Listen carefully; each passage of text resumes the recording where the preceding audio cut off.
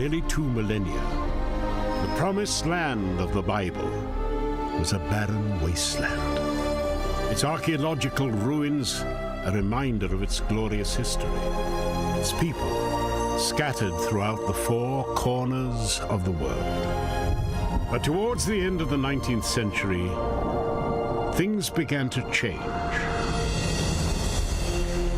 I think we have a privilege of seeing with our own eyes the words of the book materializing and becoming a reality.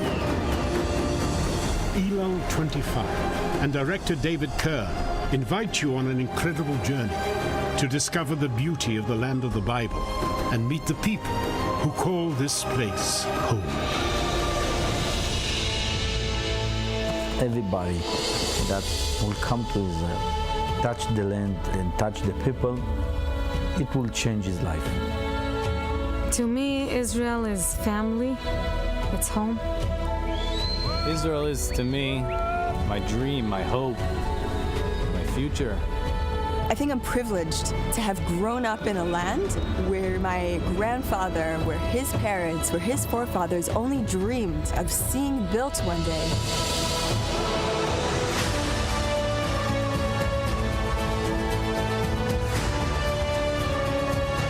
I remember when we start to play in the vineyards, all the experts says it's not going to work, nothing will go here.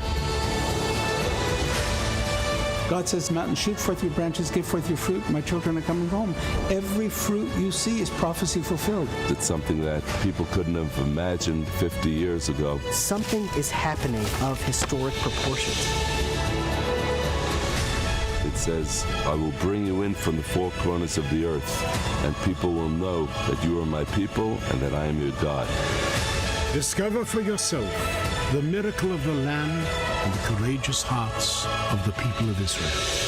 I am Israel. I am Israel. I am Israel. I am Israel. I am Israel.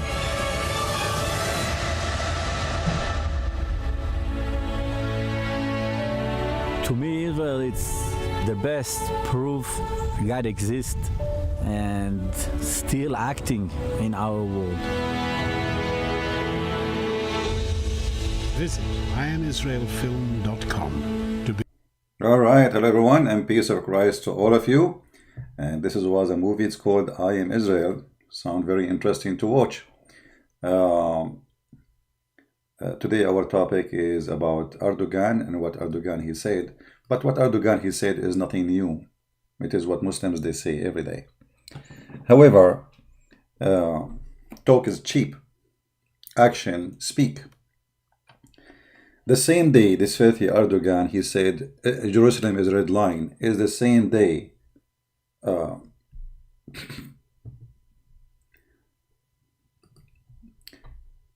Israeli flights lands in Turkey.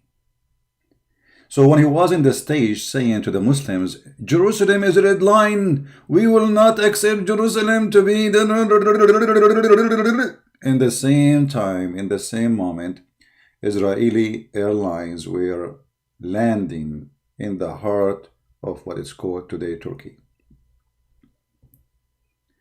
This is the biggest scam person in the history. He says something, he do the opposite. Israel is one of the biggest supply for arms and ammunitions, technicians for the army of Turkey. Turkey is one of the biggest supply of information, of intelligence to the Israeli intelligence. So in public he want to fight Israel, but in reality he is one of their puppet. One of their puppet. When Erdogan he went to Israel, he was speaking as if he was a Jew. And he acted as if he is a Jew. Because all of us we knew that the one who made him a president, it was Israel. So what this is about, this guy. In one hand, he want to be the caliphate. In the other hand, he is their puppet. In one hand, he is support ISIS. In the other hand, he is their man. In one hand, he threat Israel. In the other hand, he is with Israel. I mean, who is this guy? This guy is nothing but a scumbag. He take opportunity. Whatever the opportunity is, he is with it. Actually, Turkey exists because of Israel and because of America. If not American, and the stupid American, sorry to say, Turkey would be collapsing a long time ago. If you go back not long time ago, when the Turkish lira was bankrupt, it was the stupid American is the one who sponsored it and make Turkey stand in its feet again. Each time Turkey collapses, the first one to stand and support Turkey is the stupid American. So we can say that the Ottoman, or what is left of the Ottoman Empire, is standing until now because of the stupid American. Now, why the stupid American? They are supporting the stupid Erdogan. Very simple. They want a puppy. They prefer to have a puppy they control from someone else they don't control. As simple as that. In one hand, Erdogan, he makes a speech about Islam, about Quran, Prophet Muhammad. In the other hand, Turkey is the land of nightclub and prostitution. I mean, number one income. When they ask the Mufti of Turkey, why you don't make fatwa to close all nightclub? Fatwa is a holy order to close anything or against anything. He said, if we do so, who's going to pay for your salary?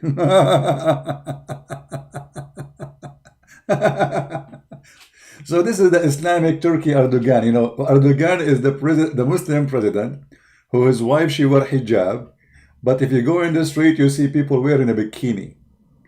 I mean, in one side, they pray Allahu Akbar and Ramadan and etc. And Muslims, they are Muslims supposedly. In the other hand, you go to Turkey, you see nothing about Muslims. Where we can find the Muslims in Turkey? Any Muslim can point for me? Actually, in the city of Adana, just a few days ago, Adana? No, Azmir, sorry, Azmir. They were playing Italian music in the instead of the adhan in the mosque. Let me find you the news.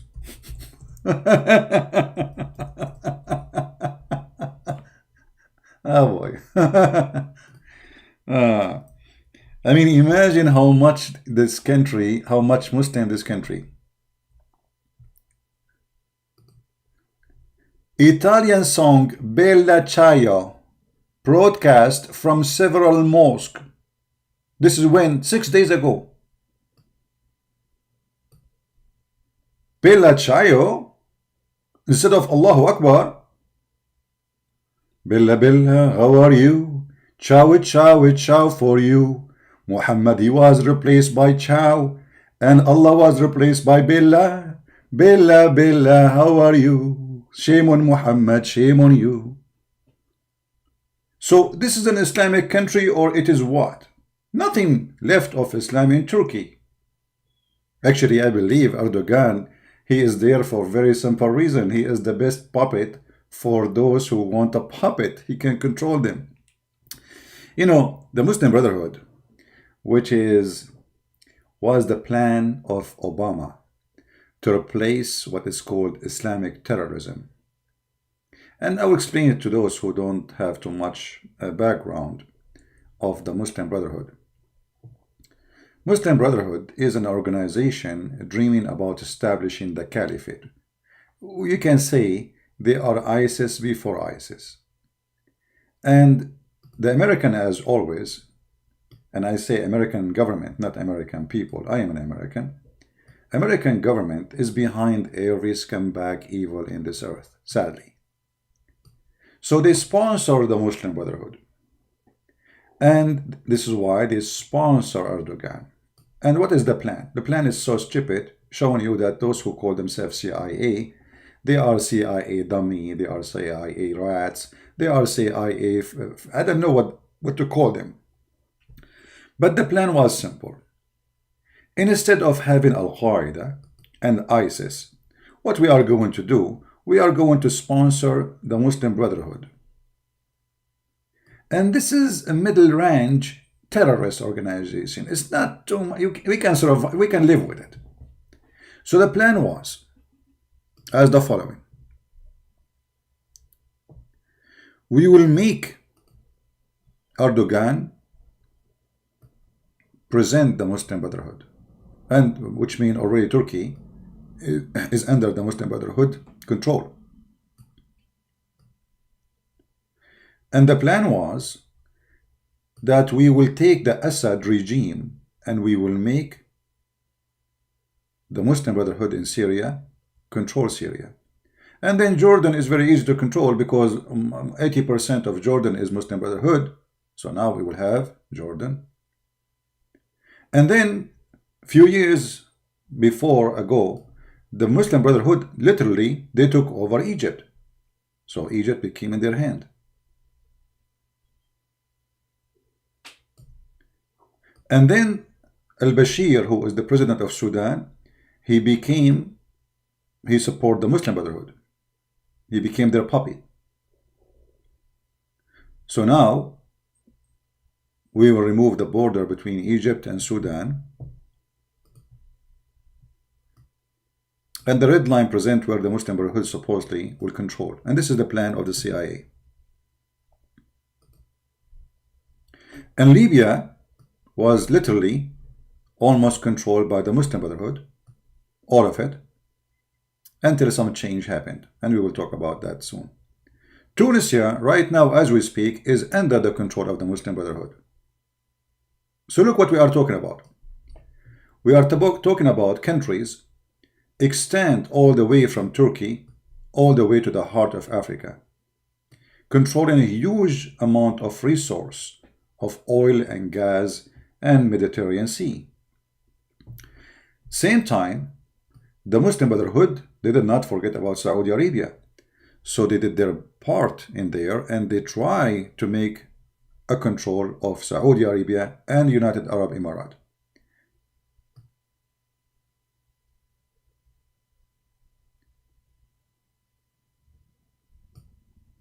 And that will make, and Qatar already is under the Muslim Brotherhood. The Prince of Qatar is a member of the Muslim Brotherhood. And that will make this state controlling the major resource of oil and gas in the world. Turkey controlling all of them. Erdogan will control Syria, Jordan, Saudi Arabia, Emirates, Sudan, Egypt, Libya, and Tunisia. But then the stupid American, they forgot that there is a smart Russian exists in this earth. The smart Russian, they came and they burned the coke of the CIA. And now we will use another line to present what the Russian did. So the Russian, they came here and they told Erdogan, get lost. And they established again borders in this area. And they kicked all the fighters who work for Erdogan from this area. So Syria is back under the enemies of Erdogan. And then the Saudi Arabia government, they discovered the plot or the plan of the Muslim Brotherhood to take over their country. So Saudi Arabia announced Muslim Brotherhood to be a terrorist organization. And the funny that Saudi Arabia announced that Muslim Brotherhood are terrorist organization, yet Trump, he will not do that because he is a potato. So Saudi Arabia, they took off the plan of Erdogan and the CIA and they deleted this line, and now they are not. Actually, they arrested every single Muslim Brotherhood in Saudi Arabia. Every single of them, same as in Emirates, because Emirates discovered the plan of the Muslim Brotherhood to take over them. So both of them, the Saudi and the Emirati, they arrest all Muslim Brotherhood in their country. Which means if you are now in a Muslim Brotherhood and you live in those countries, you will be arrested immediately and you might be executed. The only place left for Muslim Brotherhood now is Qatar, which is a small, tiny island. And the Prince of Qatar is very well-known terrorist supported by the stupid Trump. Let us say he is supported by all American Trump.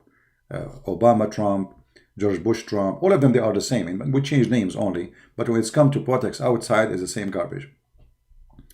So, in Saudi Arabia, they lost. Erdogan, he lost his dream. In Syria, he lost his dream. And in Jordan, for sure, he lost dream because if Syria is gone, he cannot go take over Jordan.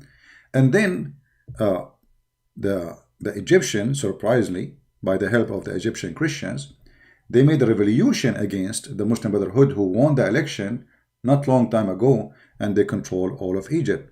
So what happened? That Egypt is gone from the plan of the Muslim Brotherhood or dream. And guess what? Then Sudan have another revolution by the support of Saudi Arabia and Emirat. And Sudan, which is supported by the Saudi and the Emirati, they were able to get rid of al-Bashir, who is supporter of the Muslim Brotherhood. So Sudan is gone from the map. And then the Russian, they sponsor a big general in Libya. His name is Haftar. And Haftar, he took almost most of Libya under his control. We can say all this area, let us make it in a green color, is under his control. So the Muslim Brotherhood dream in Libya is gone too. The map vanished. And Erdogan now is in a chaos because his country is bankrupt. And the whole plan is, if we control all those countries, you can imagine how much money will come to Turkey. You see, the Ottoman always, they used the stupid Arab, and sadly I am an Arab, to control them. You know, those Arab, just drive them by the dream, or tell them caliphate, Islam, etc. And then they became subdued. And then Erdogan, he can use Islam as a way to take control of all those resources. And his dream is collapsing. And now he is sending troops from Syria, from the Syrian terrorist organizations, and his army to Turkey, hoping maybe he can stop Haftar. And actually in the last few days, he was able to accomplish some little victory here and there in Libya. But still he is far away from doing such a thing, because I don't think the Russian, neither the Saudi, neither the Emirati, they will let him get successful in Libya. So what's happening there is very simple. Erdogan is bankrupt, and when you are bankrupt, you try to find any way, any solution to get rich, to get money, and that is not happening. The Russians are there, even if the Americans are supporting Erdogan. You will notice that wherever Erdogan goes, Americans, they support him. And you ask yourself how somebody is against Israel is supported by Trump. It doesn't make sense. I mean, this guy, he supports Israel, but at the same time, he supports Erdogan. And he keeps talking about Erdogan as a friend. How that can be? Very simple. Because what you see in the surface is not what is under the water. What is under the water is an evil plan to control what it's called Muslim nations by using someone like Erdogan. But they don't know the danger of this, because this Erdogan is like a dog. You feed him, he bites you. The Americans, they did not learn their lesson. You know, they used to support before Taliban and Al-Qaeda. And then Al-Qaeda, when Al-Qaeda get bigger and stronger, the first thing they did, it is to bite the one who made them, or let's say the one who sponsored them, the American. The American, they never learn, you know. And when I say American, remember, I'm saying American government. Very stupid, arrogant government. All what they care for is business and money. Value is not exist. You know, in America, in government in America, they speak about value when the value fit with them. As an example, the president of Syria, he is a bad president because he's a dictator. And for sure he's a dictator. Absolutely, we agree. But Trump, he don't see the Prince of Saudi Arabia and the King of Saudi Arabia as dictators. They are friends. They are good friends. I mean, in Saudi Arabia, not only you will disappear, they will cut you pieces. They will make you shish kebab, the same as they did to the guy in Turkey. Remember Khashoggi? And by the way, this Khashoggi, he is a terrorist too. So he's not better, but he is one of them. But in America, if you are our friend, if you are our friend, and our friend mean our puppy. Okay, so here we will put a puppy. This is a puppy. We will put a sign in blue. This is a puppy land. So the puppy land, they can do whatever they want because, you know, they are our puppy. Erdogan is our puppy, so he can do whatever he wants. He have tens of thousands of people arrested for a political reason, and until now USA have no sanction on him. You believe it? No sanction. Tens of thousands who they are politically arrested, including journalists, teachers, professors. And Trump, he didn't see it. I mean, what? Nothing happened there. Erdogan is still a democratic person for us.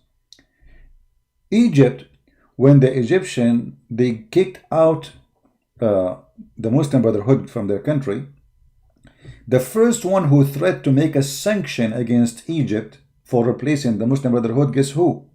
It was USA. Because Egypt is not our puppy. And this is not the plan. We want the Muslim Brotherhood there. Imagine why in the world Obama will make an immediate threat. I mean, they did not do anything yet. People are striking in the street against the Muslim Brotherhood president Obama. He go on TV and he says, we will put sanction in Egypt if they remove him. When Hillary Clinton, she went and she met with one person from Libya. One person. Do you know who? The one they met him from Libya, it was the leader of the Muslim Brotherhood.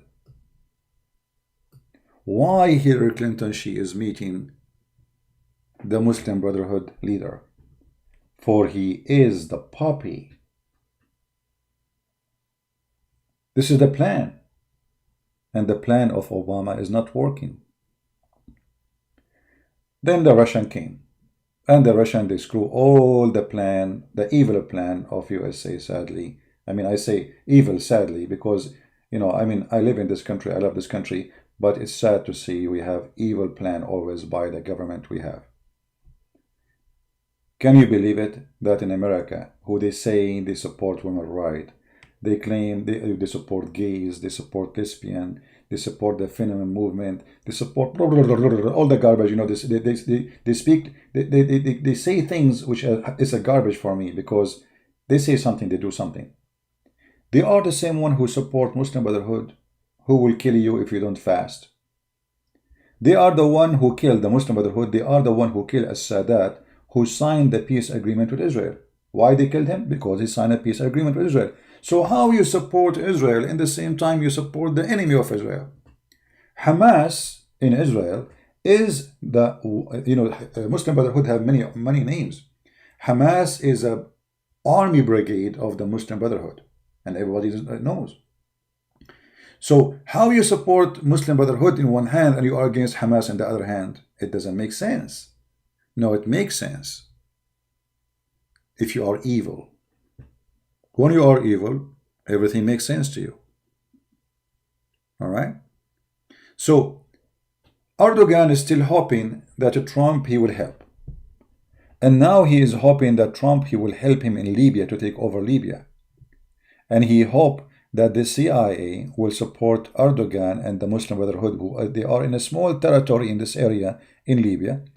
They will support them against Haftar, which is supported by the Russian, you know, so they can gain and take over Libya, and that will make all the oil of Libya in the pocket of Turkey, and that will string Turkey, and Turkey then will take over Syria again, and they will be powerful to take maybe most of Iraq where the Kurdish area is located, and then maybe they will be able to take over Egypt, and maybe they will be able to take over Saudi Arabia. But that is a dream. Trump, he cannot make it happen. Because Trump, he have a lot of problems, and it doesn't matter how much he tried to support the evil Erdogan, he still is limited, for there is other major forces in this earth.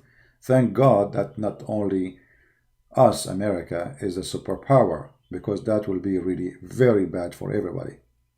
When you have somebody, he have control of the whole earth, and he is evil, then evil will come. So Erdogan, when he say things, he don't mean them. He mean the opposite. There's things they say for customer, and there's things they say for the one they do business with them. Customers are just a bunch of fool. You know, they see our commercial, so we fool them by the commercial. But there is real people who knew what's happening, and the people who knew what's happening, they laugh at Erdogan when he say Jerusalem is a red line. In fact, Israel today, as a state, came back to existence because of the Ottoman. Many people do not know that yes, Israel is the land of the Jews. Yes, they are the one who have the land. Yes, they are the one who should have the land. But it is the Ottoman who they are always obsessed with money. Those Ottoman, they love money. They are money worshippers. They worship no God but dollar, but gold and silver. So when the Sultan, he was in Turkey, during the time England and France occupying most of the Middle East, they told him, the Sultan, you need a lot of money, man. You're bankrupt. So we can give you some money. The Jews, they will support you if you allow the Jews to go back to Israel. And the Sultan, oh really? He will give you money? Sure, okay. Come back. No problem. Okay, we'll come. Everybody is welcome. And then the Jews, they start coming to Israel. And this is how Israel start back and get their land back to them. It was by the Sultan. So the Sultan is the biggest help to Israel to exist as a state. And now the same Sultan is saying, we will not let you exist. That is a joke. Anyway, so this is just to give you an idea about what this guy is just, actually for me, I'm so happy that Erdogan is still a president. And many of you maybe will say, how come? I will tell you why. You see, the previous government before Erdogan was liberals, and they are against Islam actually. You know, they forbid even women to wear hijab. But by doing though, they were able to convince the European Union, which is a very stupid union, that we are capable of joining you, for we have the same value like you. So the stupid European, almost they opened their doors to Turkey to join European Union. And if Turkey joined European Union, Turkey became shish kebab. Europe. Turkey alone is 100 million. You know, and that will make maybe 25% of the population of Europe if they join. So by having Erdogan, that prevented Turkey from joining for some time, as long as someone like this exists. So I would like to see always someone like Erdogan in Turkey. He talk too much, he do nothing. In the same time, he will prevent Turkey from joining European Union. So this is for our best, not the opposite. All right? However, this person is evil, but his evil will destroy him and will conquer him, because always evil come back to you, no matter what you do. And this is always what history, taught us. Always evil will come back to you. You send it away, it come back to you. Now, somebody was saying in the chat that Christian Prince in Instagram, if he sees somebody he knew more than him, I mute him.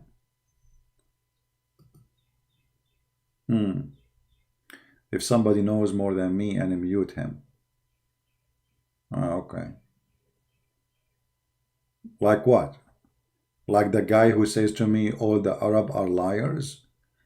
The one who says to me that all tafsirs are liars? The one who says all hadith are lies? Or the one who says Quran, most of it is not written by God, it's by a human? So Muslims, you complain about anything, but yet they don't dare to call me. And this is the excuse, I'll mute you. Okay, you find me a Muslim who claims to be a person who have reputation that he is really a sheikh. I will never mute you. And I don't mute them actually, I hang up on them. What mute you? I don't mute you. I hang up on you if you start saying stupid things. If you don't accept your own book, then we will debate about what? You? Your opinion? Doesn't matter. We debate a religion, not an opinion of a person. So if a person, he says to me, well, I don't accept this hadith. Okay, don't accept it. So why you are calling me? We are debating people who accept their prophet teaching and their Quran teaching. You don't accept it, don't call me. I will hang up on you. Right? So those who claim that they can debate me, but I mute them, that's a lie. You know, all the sheikhs, not a single sheikh from those who they are called sheikh, they call me and I hang up on them. We have their debate is there because they are sheikhs. We shake them. Go watch it. We hang up on kids who start saying things which have nothing to do with our topic. Right? And they knew their size. And you know, by the way, you can go live in air in your channel. So if I hang up on you, you can continue and people will see. You know, let's see how hero you are. Still, you can't make it. All right. By the way, the guy who his name Insan, he made a video and he is talking about me. But I think he, you know, and this time he did not use English because he don't want me to know what he's saying. So I will not respond to him supposedly. Man. So if one of you can translate for me what this potato he said. Let us see here. Yeah. The video is called Jawaban Christian Prince. Jawaban grades Atas Hujatan Christian Prince Kabadala Quran Tintin Lambur Hitim, whatever it is. All right. So he made it, but not there's no English, so I will not know what he said.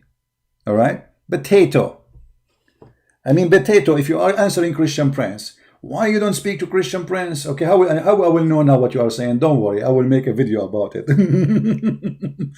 And I just before I come online, I decide to listen to what he's saying here to see what he's talking about. I mean, okay, what is this drama is about?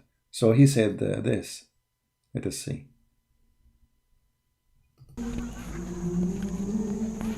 Bismillahirrahmanirrahim. Bismillahirrahmanirrahim. Baik, Assalamualaikum warahmatullahi wabarakatuh. Stop. Why you say Assalamu alaikum, but your sheikh, your master, he say hi, Christian Prince? I mean, you say Assalamu alaikum, he say hi. Have you ever heard of a student like okay. Alhamdulillah, hari ini kita berada di mana, Ustaz? Di Gobak Moruno, di daerah Kota Mobagu, Sulawesi Utara. Gobak Moruno artinya apa, Ustaz? Kebun hijau lah kira-kira kita. Kebun hijau di Kota Mobagu, Sulawesi Utara. Dan akhir-akhir ini kita banyak mendengar dan menyaksikan tentang tuduhan dan pelecehan yang dilakukan oleh Kristen. I know he's answering about the black mud. I know, I saw because he put in Arabic, but the question is why he don't speak in English as usual, you know? Because he don't dare anymore. Like if I say something in English, he will get me busted.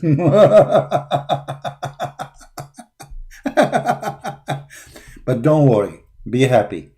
I will make some brothers help me and translate what you said there, and I will spank you, man. The spank is coming. So I will do tomorrow a video for you about this, and somebody will send me the translation. Let us choose just one person to translate. Who wanna translate for me and send it to my Patreon? Because you don't want everybody to do the same. There's no need for many people to translate. Who wanna translate for me? Who speak Indonesian additional to me? Or I am the only one who speak Indonesian here.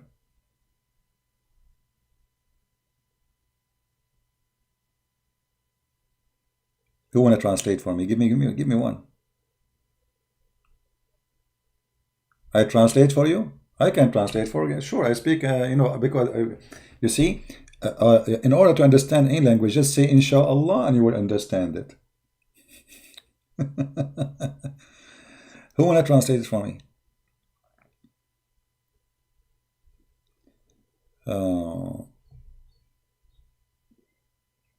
Okay, Emmanuel, Michael. Okay, Emmanuel, you send me. Do you have Patreon?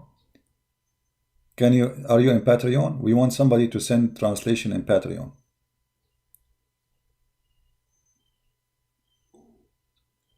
Who of you is in Patreon? He can send me the translation in Patreon. Just one person in Patreon. Who is in Patreon? We Are Blessed will do it? Okay.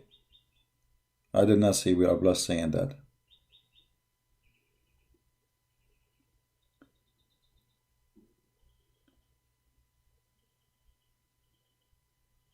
We don't want everybody to do it, just one.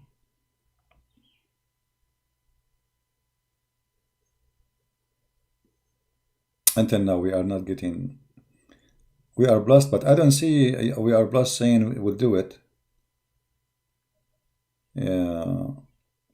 I need two people to compare. Okay. Let us choose one.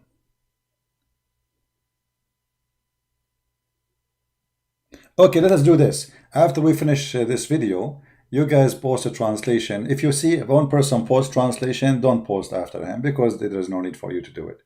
Let us make it simple. After we finish this video, one of you post the translation. She will do. Okay. So anyway, We Blessed will send me a message in Patreon. And here they see the guy. He will try to explain how the sun set in murky water.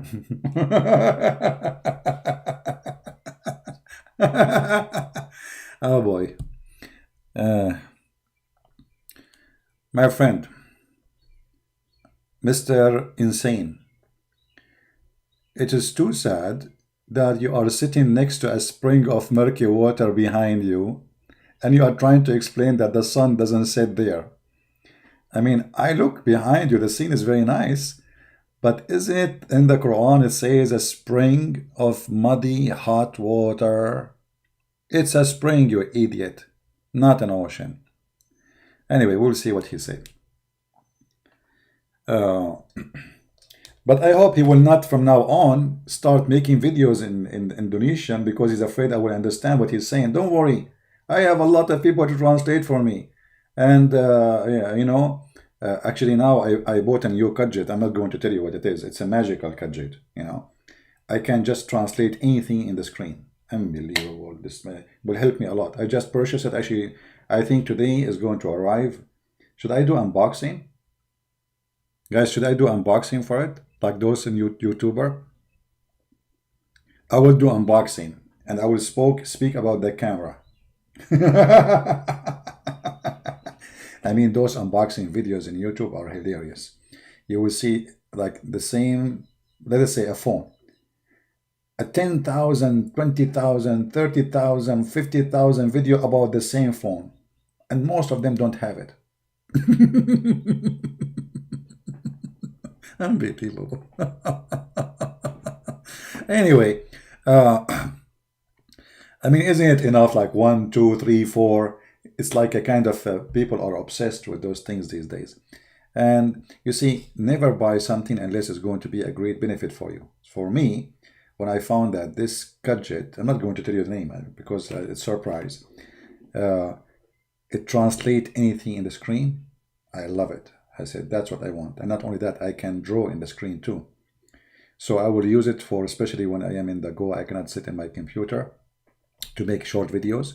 In the same time, I will be able to translate text in the screen. So when Muhammadan from Indonesia, they post comment, we can get them busted with their comment. Isn't it cool? That would be cool, isn't it? So I will have like an Indonesian assistant next to me. I click at the text and the Indonesian assistant, he will tell me lagaba, labatata, takata, jawaban, karadais, atas, hatujan, Christian Prince, kabada, al-Quran. All right? Immediately, by the magic of Allah. So I'm excited to do better stuff soon. And I hope you guys, you will take my short videos and that will make it easier for you to have short video to be translated. So you can add subtitle, and I want you, please, if you know anyone from Korea and Japan and China, please, we need your help to add subtitle. You can download the video, add subtitle, and repost it as you wish. All right? Please, please, please. Those are urgent. If you speak Spanish, you know, they are trying to fool people from everywhere. All countries, they need our help. We are here to help everybody. You see, I'm doing my best to help people of Indonesia, because Indonesia is the biggest Islamic country in the world. However, doesn't mean that I don't love those who they are in, you know, other countries like India and etc. But most of Indian, they speak English. You know, Indian are most of them, they are very fluent in English. This is why we don't really have a need to translate to the Indian people, because most of Indian, their education, all of it is in English. Actually, they speak English better than me. And the proof is, brother and sister, I'm going to explain to you how Christian Prince answers question. First of all, Christian Prince, he do not know what he's talking about. And if you ask him a question, he have no answer for it. And I will give you an example. I trained Christian Prince. If you can't tell me one verse in the Bible, it says that this is I'm God worship me. And you will see immediately that Christian Prince, he said, I can't find it. So this is Zakir Naik. He speak English, but it's an Indian version. But the difference between him and the Indian, this guy, he say it with rain. You know, a lot of things will come from his mouth. So like if you are afraid of corona or something, take an umbrella with you. So, you know, I'm not worried about the Indian to understand me. I love the Indian people. Dawood, mostly Indonesian. So even if you respond, Dawood, okay. All right, but we depend. You see, I will respond this kid who the Muslim, they are using him, poor guy. I feel sorry for him, but and actually this is why he became Muslim, because most of subscribers, they are Indonesian. And you know, there is something I noticed, that in countries like Philippines, Indonesia, they have an obsession with Korean people. I'm not sure why. I mean, if a Korean boys singers come into a Philippine, and Filipino people go crazy, like, and everybody want to be a Korean, like Korean, you know. It's like, I don't know, there's something not right in the society. I mean, in the culture. I mean, you should, the first thing you should like yourself. If you're not like yourself, you're kind, you're ethnic, let's say, you know, why you are obsessed with someone from different country? Just, I don't know that. They are obsessed with their look, they are obsessed with their makeup, they are obsessed with their, and the Korean themselves, they are obsessed with the Western. I mean, everybody is obsessed with somebody, and nobody is obsessed with himself. I'm the only one who like being an Arab. This is the best thing happened to me. I'm unbelievable being an Arab. I open the faucet, I find oil. I go to the bathroom, I find gas. I mean, wherever we go, oil and gas, no water. This is why the price of water in Saudi Arabia is more expensive than the price of gas. You believe it? Trust me, it's true. So, being an Arab, by the way, it's a privilege. As an example, we do not need to learn read and write to understand anything. As an example, I bought, each time I buy something from Amazon, and then I put it together, I found like there's 20 screws are not needed. But in the manual, it says they are needed. But who read the manual? Not us. We Arab, we don't read the manual. And then like, okay, we put it together. Why those screws are still there? Like an Arab guy, if he took the engine of the car and he put the engine back, you know, he will find like 80, 70 screws are not needed. How? Don't ask me. He cannot find a place for them. I don't know how where they came from. We have no idea. So there is a benefit of being an Arab, you know. And I don't know if there's a benefit of being obsessed with somebody else from different culture, different, I don't know. Human being sometimes is weird. You have to be, you know, happy with your heritage. Doesn't matter what it is. If you are from a poor country, love your country. You know, reject anything in your culture is bad. Hold and preserve anything in your culture is good. As simple as that. If you see, as an example, if you see the American, they have a good culture in something, follow it. If they don't.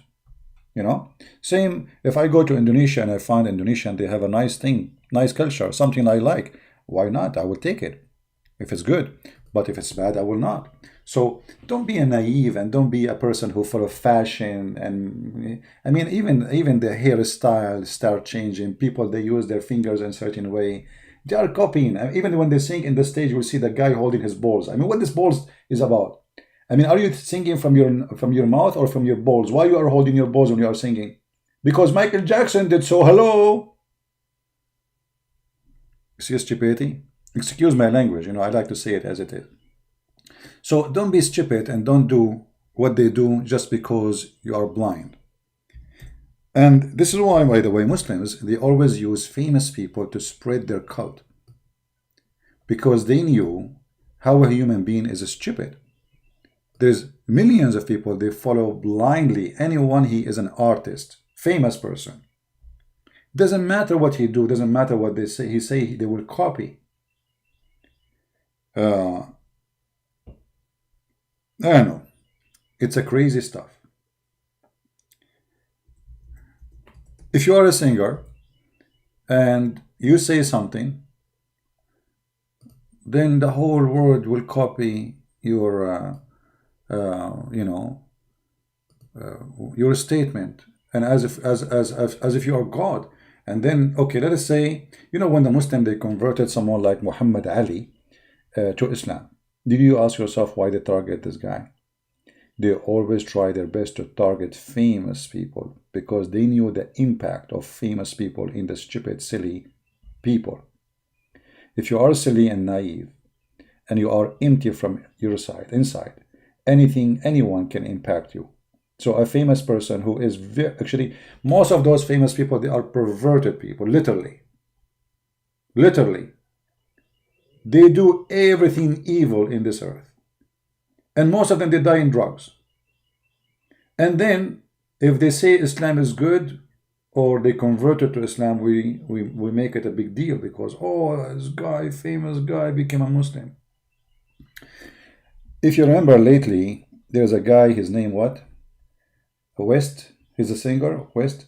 And they said he converted to Christianity. He's the husband of this woman, Kardashian. And it was really funny how in news they converted to Christianity. This guy converted to Christianity. Are you sure? Secondly, let us say if this is true. Okay, why it's important? Why this is important? You see, for us as a Christian, we should not do what the Muslims do.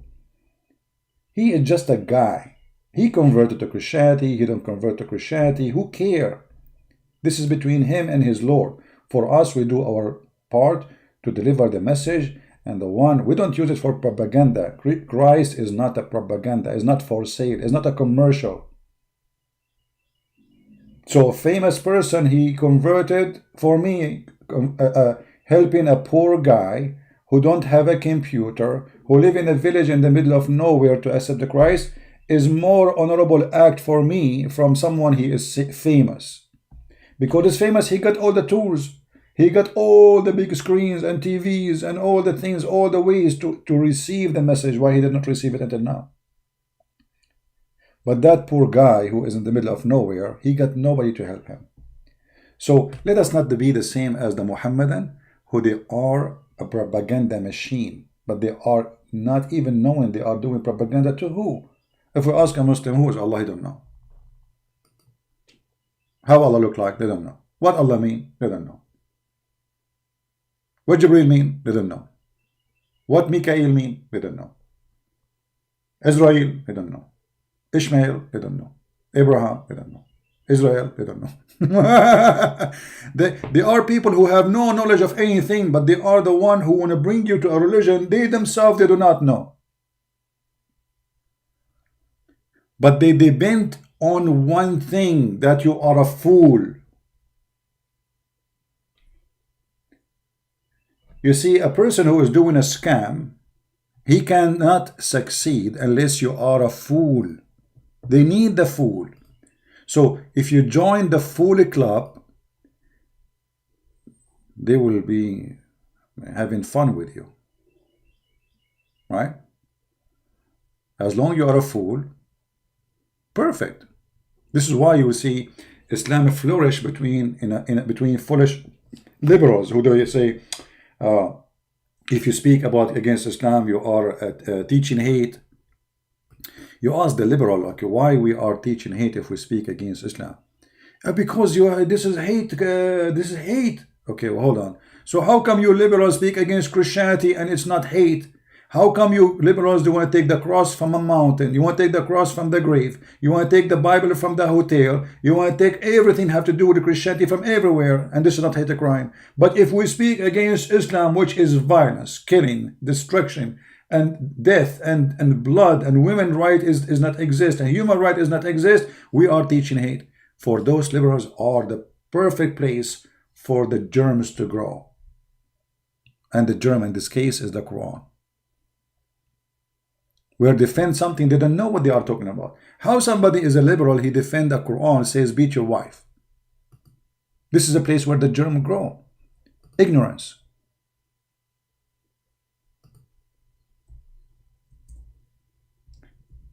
I remember when a bunch of feminine group they made a strike or something in the San Francisco, I think, to support Islam. Have you ever heard of such a stupid thing? How you support such a cult and you are a feminine group? You support a religion says beat women, as we see in chapter 4 verse number 34. You support religion says stone women. You support religion says marry many women, treat them as a bunch of goats. You support religion says have sex with the children. So how those people, they are supporting women's right in the same time they support the book of the devil, which is oppressing women? For they are ignorant. They met with some Muslims. They say to them, do you know that the Prophet, he defend women's rights? Really? Yes, the Prophet, he defend women's rights. Do you know that Aisha, she is number one resource for us for the religion? Really? Yeah, Aisha. Go and read what Aisha, she said. So their ignorance is the place of germs to grow. You see, if you don't brush your teeth, this is a territory of ignorance. You ignore that germs exist and germs will destroy your teeth. So what you do, because if you're ignorant, you ignore it. So you don't brush your teeth, and then by time you will find that your teeth is coming off one by one. And this is what the liberals, they do. They hate Christianity. That's it. Christianity is our enemy. Anything else is good. Anything else. So they support by their ignorance Islam. This is why you see liberals, atheists, generally speaking, they are totally in love with each other. You know, even though the Islam want to kill every atheist, want to destroy. I mean, if you say, I am an atheist in Saudi Arabia, or you say you are a gay or a lesbian, what will happen to you? They will kill you immediately. So how in America you support a religion will kill you? That is where the germs grow, ignorance. And we have to fight ignorance, right? Now, do we have any question? You see, we laugh at Erdogan. We give you some background about this guy. This guy is just a fraud. He say things, he do the opposite, and he is just sponsored by the CIA, and the only reason for him to be existent and now is the CIA. So if you want to, if you know, I don't want to say this, but if the CIA are not to exist, how many countries in the Middle East will this appear? How many kings will this appear? Should I tell you? Okay, hold it. Let me go back a little bit. Let us say this. If CIA are not to exist, how many countries in the Middle East they will lose their king or president? Let us count, shall we? The first one will be gone, shish kebab, is Erdogan. This is their man number one. The second one will go is the king of Jordan. Oh man, this is not only their puppy, this is their rabbit.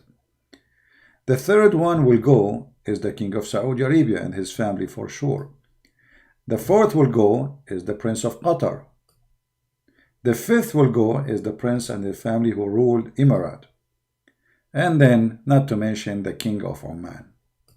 And not to forget, you know, I don't know what to say about this, but we have to go there. Morocco, the king of Morocco.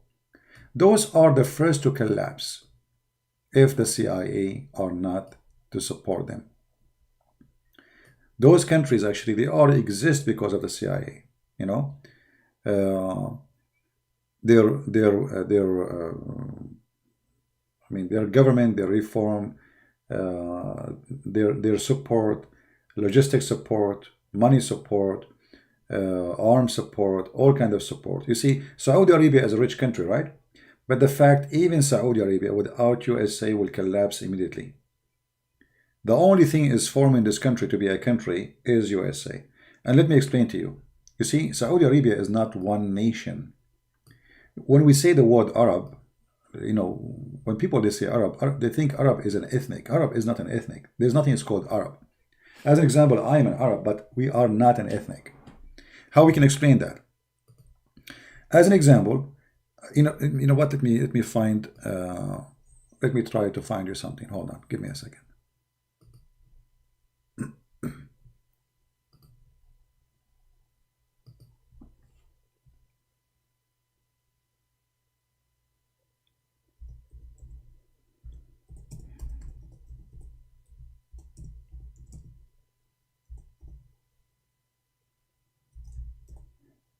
I'm trying to find a map.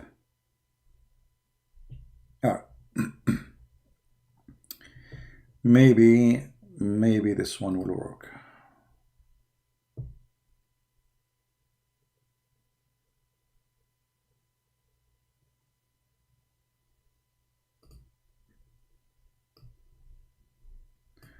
This is Saudi Arabia in the maps of ethnic.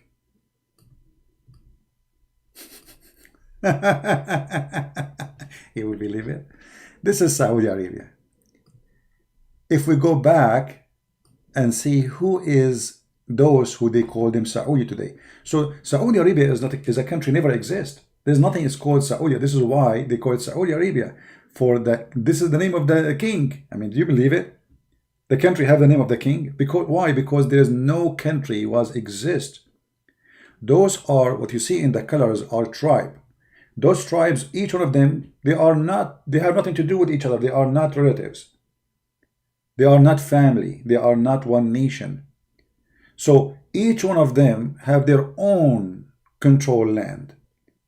And if the royal family of Saudi Arabia, which is made royal by the British intelligence one day, and then the CIA took over, what will happen that those tribes will take over again, and the country will collapse and will become countries. Do you understand?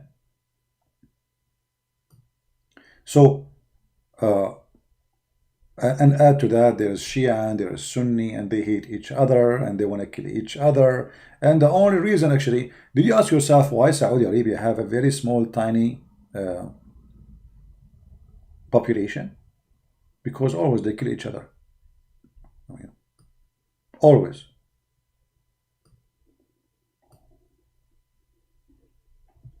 So it's just the CIA is keeping the country together. Take the royal family, this country will split to many countries. The same as Turkey. You see, who is keeping Turkey as Turkey today? The CIA. So if the CIA decide to say, okay, Turkey, no support to you no more, no money, no army, no weapon, because the Turkish lira can collapse in a second. It's just one tweet. Imagine how weak it is this the currency, that a tweet of Trump can destroy the lira. A tweet. Do you see how weak the country is? This is telling you that this country is nothing. Is like an empty balloon. If a guy from different country have nothing to do with the country, he make a tweet, make your economy collapse. So what kind of economy you have? So if the CIA stop supporting Turkey, Turkey will collapse because there's a lot of ethnic inside Turkey. There's nothing that's called really Turkish. There's Kurdish, there's Armenian, there's Assyrian, there's Syrian, there's actually most of Turkey, half of Turkey belong to Syria. Half of Turkey belong to Syria. The other half belong to Greece. The other half belong to Armenia and Azerbaijan and Georgia. Nothing will be left. So it's just a matter of time, I believe this country is going to be staying. It is, the decision is in the hand of the one in the White House. The one in the White House, he can destroy this country as he wish, when he want. All right?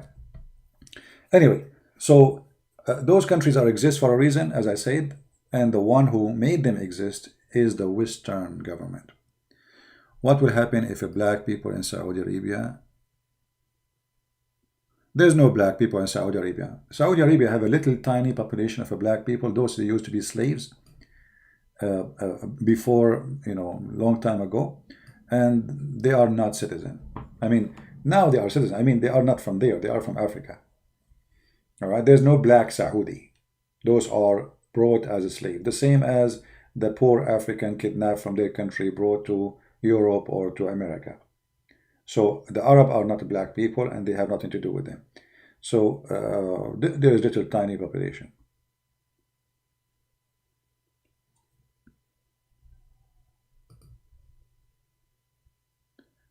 Greece territory, all of this is belong to Greece.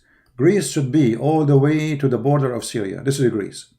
Istanbul is not their land. This is when the Muslims, not long time ago, I mean, the funny Erdogan speak about occupation, but he himself, he live in a land, all of it is occupation. The people of Erdogan, they came all the way from the land of Genghis Khan. They have nothing to do with this land. They don't belong here. So the whole country is called Turkey, is not for those, the Turkish. This does not belong to them. The whole country is occupation. All right. Have you been in Saudi Arabia? I have been everywhere, yes.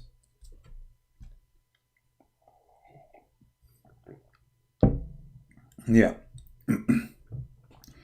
And if you live ever in Saudi Arabia, or if you are a Saudi, I don't know if there's any of you Saudi, you knew what I'm talking about. Saudi, all the richness they have, still is a very poor country in everything. You see, like most of Saudi Arabia don't have even until now a sewage. As an example, if you go to Mecca, when the flood come to Mecca, little flood, little rain, all the poo-poo which is hold in a septic tank, it's like a hole in the ground, So when little rain happen, all the poo-poo will go, all of it, to the Kaaba. Why? Because the country until now does not have a sewage. All right? If you remember, I showed you before.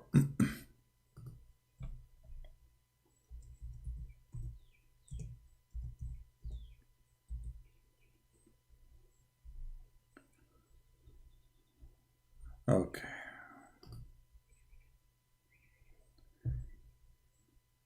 You remember those images we showed you before? This is the Kaaba. All the sewage, all the bad water will come to the Kaaba. And now supposedly they work in a solution to divert the water, the sewage water, from coming to the Kaaba. But I don't think still it's successful. Still a lot of water is coming. It's a very bad location, by the way, in Mecca. It's because they build it in the bottom of little hills around it, So when little rain happen, not much rain, things go in chaos, as you see. Actually, I wish I can show you videos. You would die laughing. I mean, all the money until now, they cannot stop little rain. Allah cannot help them. No, the one who can help them, only the American and the British. The only one who can give help. Allah cannot provide any help. What he can do? So little rain, you will see all of Mecca is covered by water, and you will see cars are walking with the water. I mean, look. I don't know if you can see in the images. Let me zoom in. This is not an old picture. This is new. As you see, cars and etc. So those countries, doesn't matter how much money they have. You see, the royal family, they have money to invest to buy a stadium in England, a sport team in Spain. If you go to Europe right now, most of the sport teams are owned by Arab. And this is one of the reasons, actually, you should not support this kind of sport, because this is not a sport no more. That's not sport no more. This is a business, number one. Secondly, how this team is a Spanish team, but it's owned by an Arab. I mean, how that work? And then they say to you, like when you play football, France against Germany, but you look at the team of the German and the team of the French, you find no French and no German. All of them, they are important from somewhere. You know what I mean? It's just a foolish.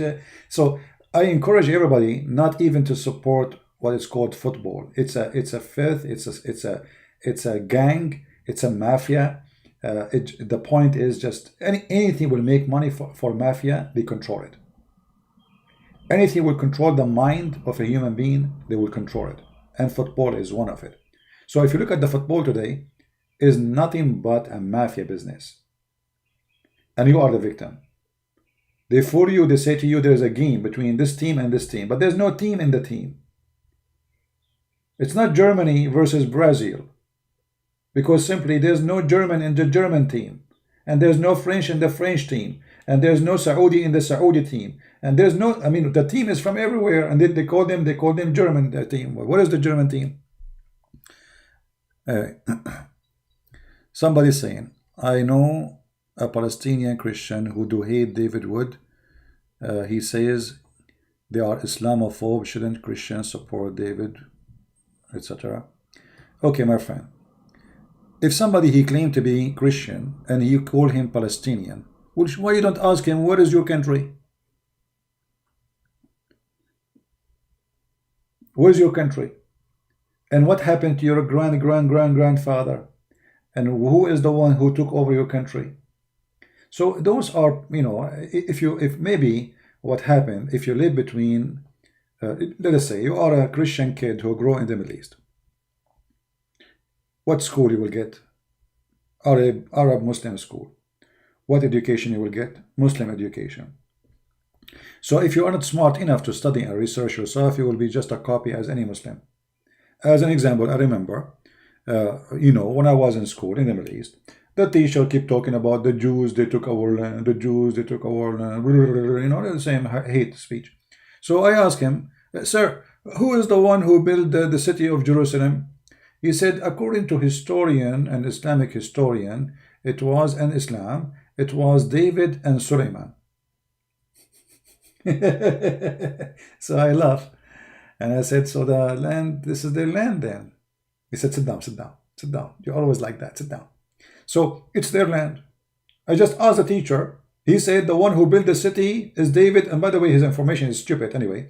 But this is what they believe. So how you are saying to me they have no right to be there, and you yourself, you believe that the one who built the city is those guys?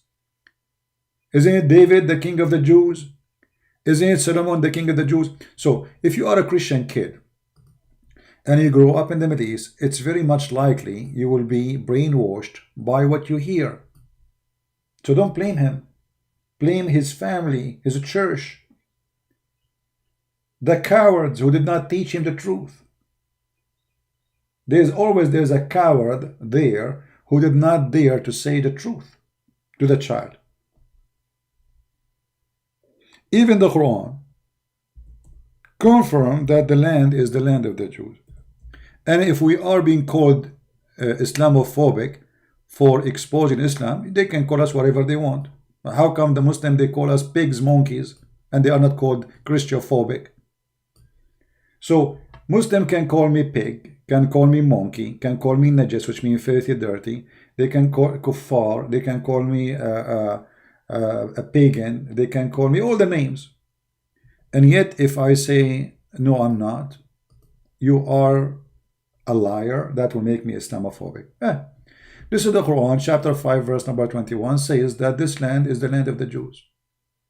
There we go.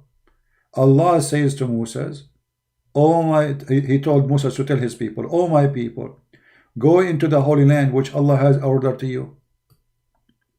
You see it? Do you see it? So even the Quran says this is the land of the Jews. Do you know that the Quran never mentioned the word Palestine? Why? Because Muhammad Muhammad himself is the same as Erdogan. You see Erdogan? Erdogan is the puppy of Israel. And when he got bigger, he bite them. Muhammad is exactly the same. Muhammad was a puppy of the Jews until he was strong, and then he killed them. So when Muhammad was in the process of being a puppy, he agreed with the Jews. This is your land. It's Allah's sign for you. Allah told me that. Go and take it. Read it. The Quran saying that Allah told Muhammad, that he told Moses that this is the land belong to the Jews.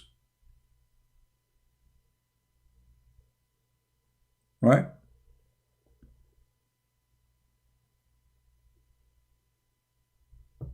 Is it true that Illuminati has been controlling the world? I don't know what you are talking about, my friend. Don't go by fiction stories. Don't watch too much cartoon. So, even the Quran confirmed that this is the land of the Jews, and Allah, He punished the Jews 40 years to be lost in the desert for they refused to kill the Palestinians. Read it. He told them, let us go and attack. They told him, we are not going to attack. From all the Jews, only two Jewish Muslims here, listen carefully, Muslims, two Jewish, they decide to do jihad with Moses, only two. The Quran says that. I mean, look how funny this story. Moses, he got only two Jewish to join him to go to Palestine, brother. Only two. Are you sure? And then they told him, no, we will not enter it and we will not attack the gate. What gate? Huh? The guys, they said to Moses, let us go and do jihad and attack them in the gate. What gate? What gate, you idiot? And we will be victorious. I mean, look at this. Look how stupid story. Moses and two guys will be victorious against an army. True story. Must be a true story. I mean, come on. Okay. And then they said, oh, Moses, this is the Jews now, the left of the Jews. Only two Jews agree with Moses. The rest, they don't want to do jihad. They said, oh, Moses, we never enter the land. As long they are there. If they leave, we will go. Okay. What happened to Allah now? Which means, the Jews refuse to kill the Palestinians. You Muslim, don't you say that the Palestinian is the one who owned the land? Which I find very funny. So Allah, I'm quoting the story according to your God, the God of the falafel.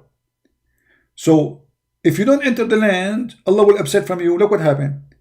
He said, oh my Lord, I have control of none. Moses, he went to Allah, complain. They don't want to fight with me. Allah, he said to them. So Allah, he said, for this is the land will surely be forbidden for them for 40 years, that they will wander on earth. Okay.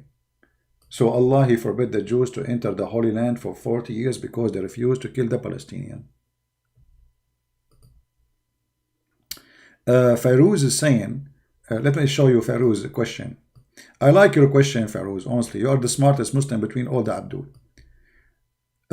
He's saying, please tell me how Islam fastest to grow in religion if it is false. My friend, first of all, Islam is the fastest dying religion. If you are talking about population, population doesn't count, because even your prophet, he says, Islam is taught as a strange religion and will end as a strange, which means nobody believes in it. And the proof is so clear. Do you listen to music, Farouz? If you listen to music, you are going to go to hell according to Muhammad. If you wear jeans, you will go to hell. If you wear sport shoes, you will go to hell. Do you drive car? You will go to hell. Your prophet, he says, the one who do what the kuffar do, he is one of them. As simple as that. So, all of you Muslims, you don't practice Islam. Look, let me show you what your prophet, he said about the Muslims. Who is the Muslims for Muhammad? Unless you want to say to me, Muhammad is a liar, then I have to agree. What I can say. As I know, like even at Jazeera, they were making a program a few years ago about 16,000 Muslims leaving Islam a day, not a year, a day. So where is the fastest growing religion? If you're talking about population, that even against you, not for good, for your good, because you don't have food to feed them. This is why every single Muslim want to immigrate to Europe. So what is population will do for you? Now, if we go here, we will see what your prophet said about the end of Islam.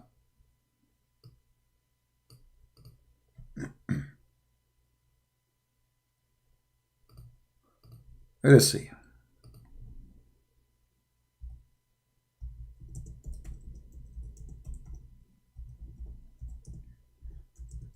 I will find you, unless you want to say your prophet is a liar. That's according to your prophet, nobody will do Hajj no more.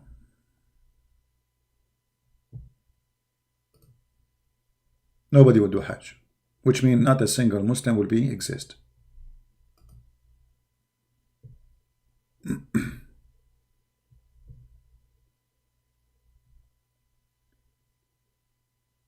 Okay, let's see.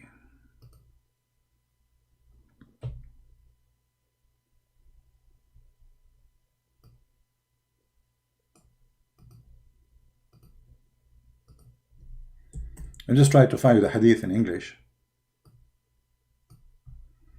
Here we go. Guys, read with me what Muhammad he said about the fastest growing religion. Yahya related from Malik, from Ibn etc. blah blah blah blah, from blah blah blah blah blah, from blah blah blah blah blah, from the messenger. May Allah pray on him, not for him, not to him. He said that Muhammad said, the Medina will be left in the best way that it is until a dog or a wolf enter it and urinate on one of the pillars of the mosque or in the member. They asked the messenger, who will leave the fruit of that time? He replied, animals seeking food, birds and wild beasts. Now the hadith doesn't make sense, stupid, you know, but what Muhammad is saying, that the Medina and Mecca, and I will show you the other hadith about Mecca too, that time will come and nobody will go there because no Muslim left. To the point every dog will piss in the most holy location for the Muslims. Do you see it, Pharaohs? Are you there, Pharaohs? So if you are saying to me your prophet is a liar, I agree with you. Member is where you stand up, like, you know, the Muslims, they learn from the Christians, they copy from the Christian churches in the Middle East. So in the Christian churches, there is like little stairs, you go and stand in the top. So when the priest he speak, people they can see him when he talk. You know, at that time there's no microphone, speaker, etc. So the Muslim they copy from the Christians, the member. This is what exists in our churches when they converted to mosque after the occupation. So Muhammad saying it clear that this is absolutely this is sahih. Why not sahih? Why not sahih, my friend? Anything they don't like is sahih, is not sahih.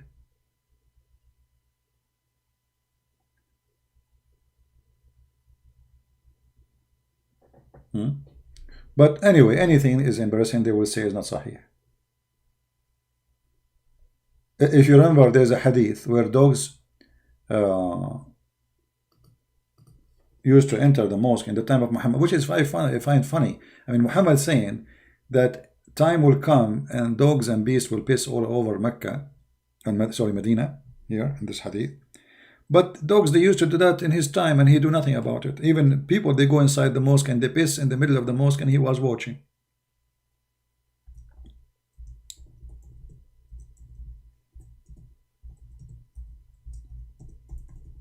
Let us show you the other hadith.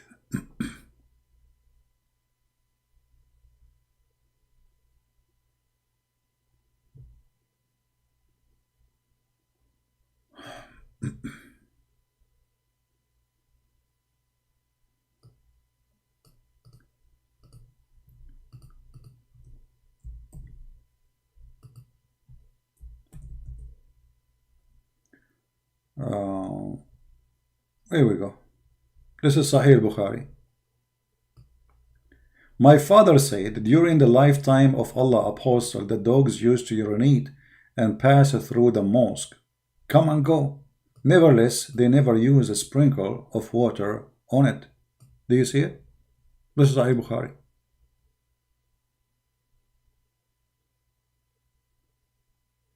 Do you see it? Dogs. Dogs go inside the mosque, Muslim praying and Muhammad praying, and nobody even clean after that. And this is telling you about the quality of those who follow Muhammad. I mean, what kind of mosque this mosque is?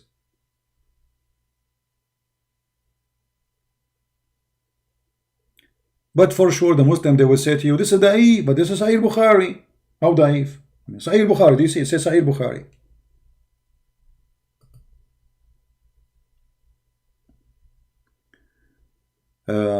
Emmanuel Michael, you speak 6 languages. Do you speak Korean? Chinese? Okay, my friend. Emmanuel, contact me in Patreon, please. I need somebody to add subtitle to videos. Can you do that? It would take some work from you, but you can choose some important videos. If you speak Chinese, that will be wonderful. If you speak, actually, if you speak Chinese, I will make a Chinese page in YouTube. I will create a Chinese page myself. So if you can download some of my videos, Emmanuel, and translate to Chinese, and anyone will help with you, he's welcome. We can make a Chinese page where everybody can download from it. It doesn't say that, CP. I agree. And I must agree with you. Did you find Jesus in paradise? I will call you as Chipeta Abbas.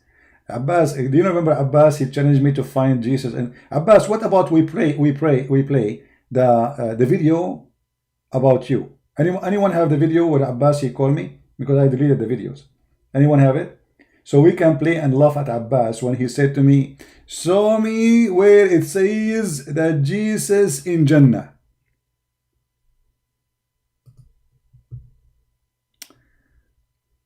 Hadith is made by a human. Well, the Quran is made by a human. Isn't it the Quran you are reading? Is the Quran of Uthman?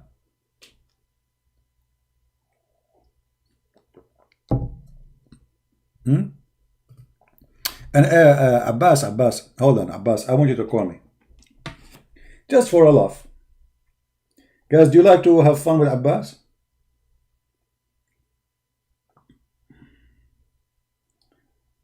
Hold on. Give me a second. Abbas. Give me a second, guys.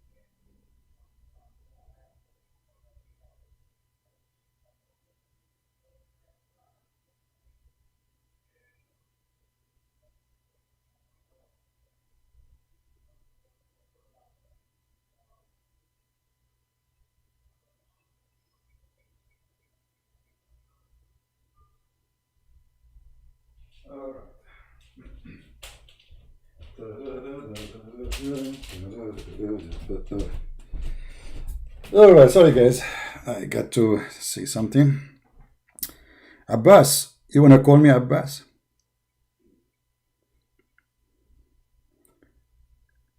I'm sure people, they will be, we need some entertainment for this morning.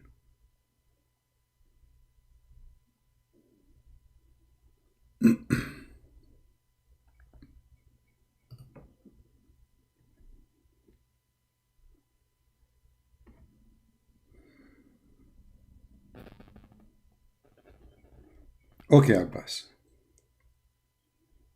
I am in Skype, Abbas. Call me, Abbas.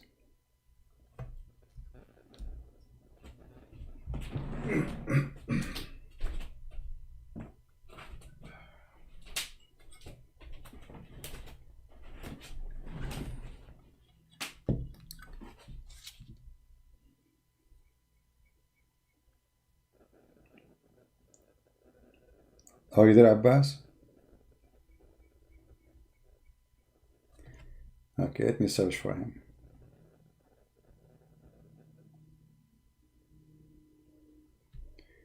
Alright, let's call Abbas just for a laugh.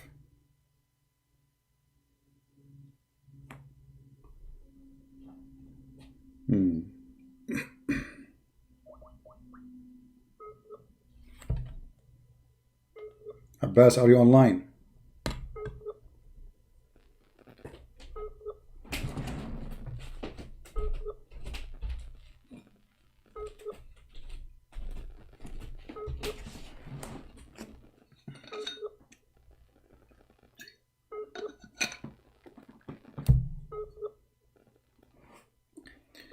What happened to you, Abbas? Abbas is not online. He wanna call me, but he's not online. Abbas is not online. Brave Abbas. Feroz? Feroz is saying to me, stop calling fake Muslim. Are you a fake Muslim, Feroz?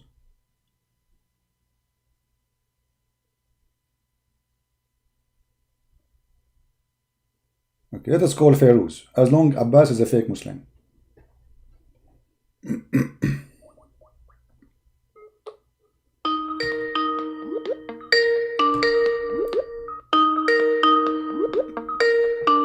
Answer, Feroz. You asked for it.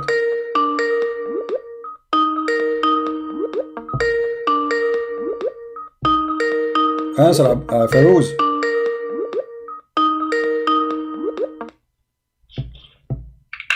Hello. Hey, Feroz, you are the real Muslim, supposedly? Hello. Hello, Feroz. Are you the real Muslim? Yes, I'm a Muslim. No, are you real Muslim? Are you real Muslim? Are you real Muslim? What do you mean, are you real Muslim? Okay, do you beat your wife? No. Why you don't beat your wife? What is this question? I'm not...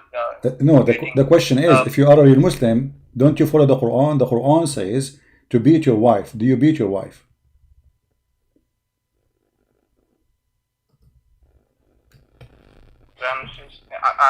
I know that verse. Hello. Yeah, I'm listening. Yeah. Uh-huh.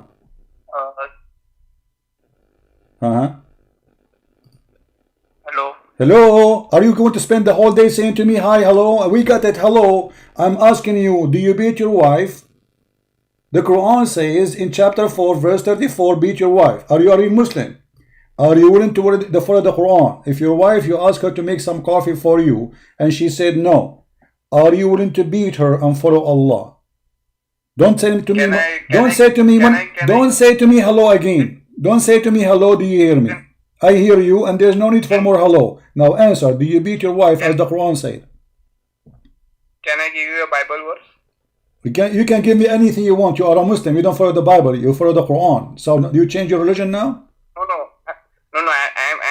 I'm going to play the same game like you. No problem. You can play with it. You can play any game you wish. First, answer the question. Do you follow Muhammad and beat your wife? Yes or no? No, I don't beat my wife. So are you saying? Are you saying? Hold on. Are you saying beating your wife is wrong? Wait. Let me give you a verse. No. Are you saying beating your wife is wrong?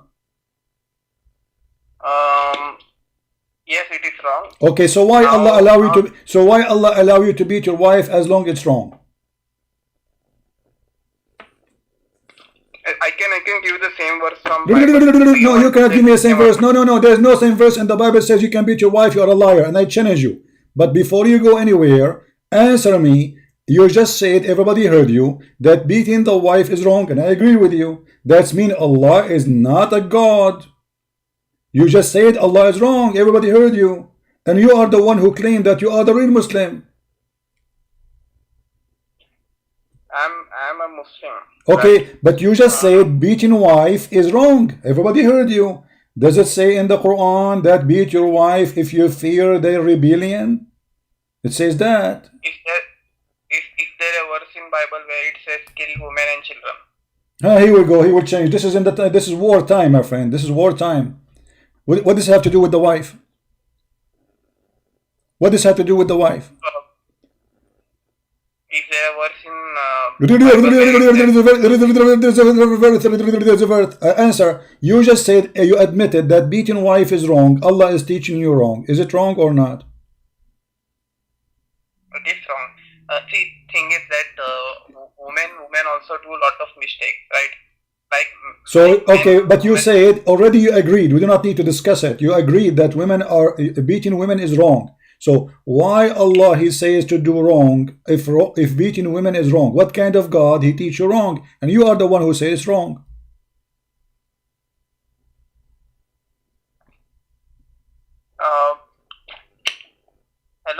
Hello. Hello. Yeah, hello. Yeah, gather some thought. Hello.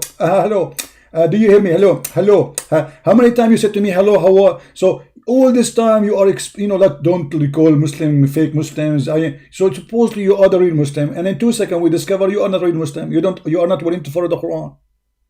What kind of a real Muslim? He is not following his God teaching, and he says it's wrong. You and me, we both agree in Bible and in No, I agree with the Bible. I agree with the Bible. It's you who don't agree. I just showed you a verse. It says you don't agree with it. You are the one who don't agree. Whereas I never said I don't agree. You just said that beating women is wrong. You just said beating women are wrong, and the Quran says beat your wife. So you just admitted that Quran is wrong. Okay. Hello. Okay, get lost, man. Hello, hi. You spend the whole day hello because he have nothing to say. Hello, hi, hello. Yeah, hello. Hello. Stupid idiot. Where is Abbas? Abbas is better than you. At least Abbas he say only hello once.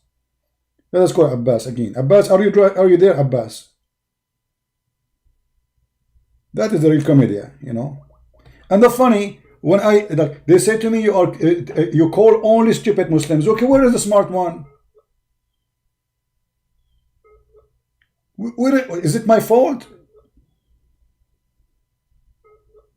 Abbas is not online. Abbas now is online. Hold on.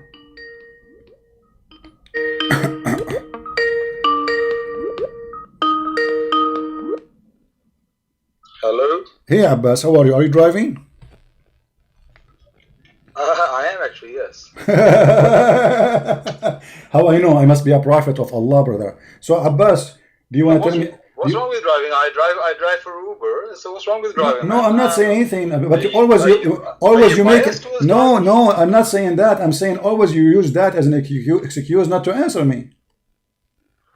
Oh, I remember last time I was driving while I was talking to you, and you hang up. Okay, because you are stupid. Because you are stupid. You say to me. Repeat to us what was your challenge. Repeat the challenge.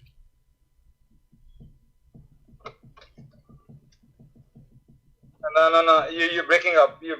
Here we go. I'm driving now. Okay, I'm breaking up. Repeat to us what the challenge you made to me last time. Yeah, the last time we were talking about that you says I'll show you that Jesus is in paradise, and you show me the hadith. That Muhammad sallallahu alaihi wasallam, when he went to the paradise on the night journey, when he went to all heaven and paradise all together, when he went, he met Jesus on the second heaven. All right. Yes. Now you're reading the hadith, but you didn't give me the chance to answer you.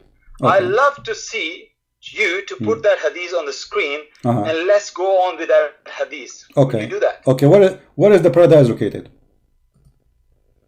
Don't ask me a question. Can you put the hadith? So which hadith? Analyze the hadith. Which hadith you want? Sorry? Which hadith? About the one I showed you last time? The hadith you showed me last time. All right. And we want to go through that hadith. All right. To prove my point that Jesus was not in paradise. He was in the heaven. I know you may laugh and you think heaven and the paradise is the same. Okay. But if you read the hadith, that hadith back me, and you are the one who bring that hadith. All right. I like to see that. Okay, here we go. This is the hadith in front of us on the screen. Park your car on the side so you can read and you don't make an accident. Yeah, 1 second. I just no, it's updating. The screen is updating. Yeah, park your car so you will be safe. We don't want you to have an accident. Just read it. Okay. My car is parked. Yes. Okay, perfect. It's not showing anything on the. Is this the Quranic verse? All right. 1 second. It says here. Okay.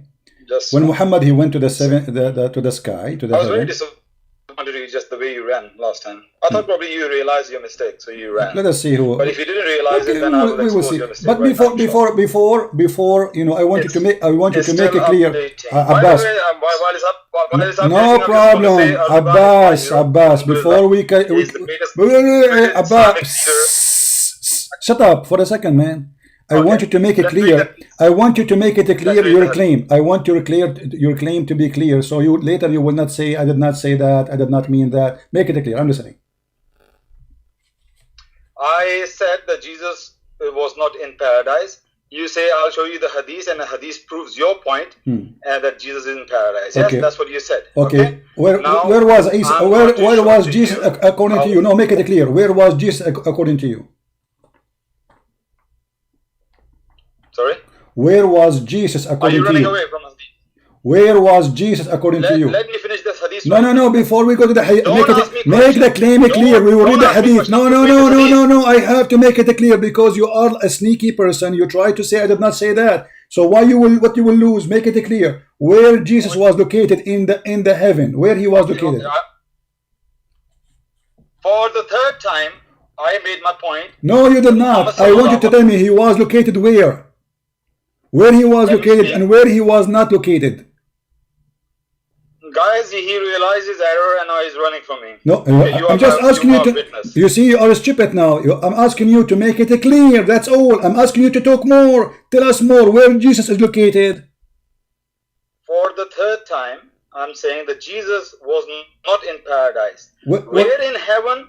Allah, we don't know where in heaven, but I'll prove it to you. He was not in paradise. Okay, what is paradise for you? Hold on. And what is paradise for you? What is paradise? Guys, you see what he's doing? No, we want to know what is paradise. We want to know. No. You see what I'm doing?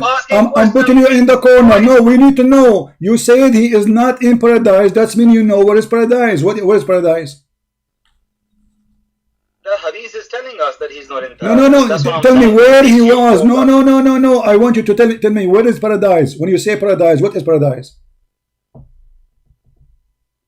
So you're not going to let me read the hadith? I want you to read the hadith, but first tell me what is paradise, because the whole claim is based on this. He is not in paradise.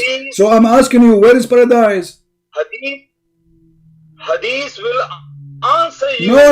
Okay, give me the summary before we read it. We'll read the hadith. I promise you. I promise in front of everybody. We'll read the whole hadith.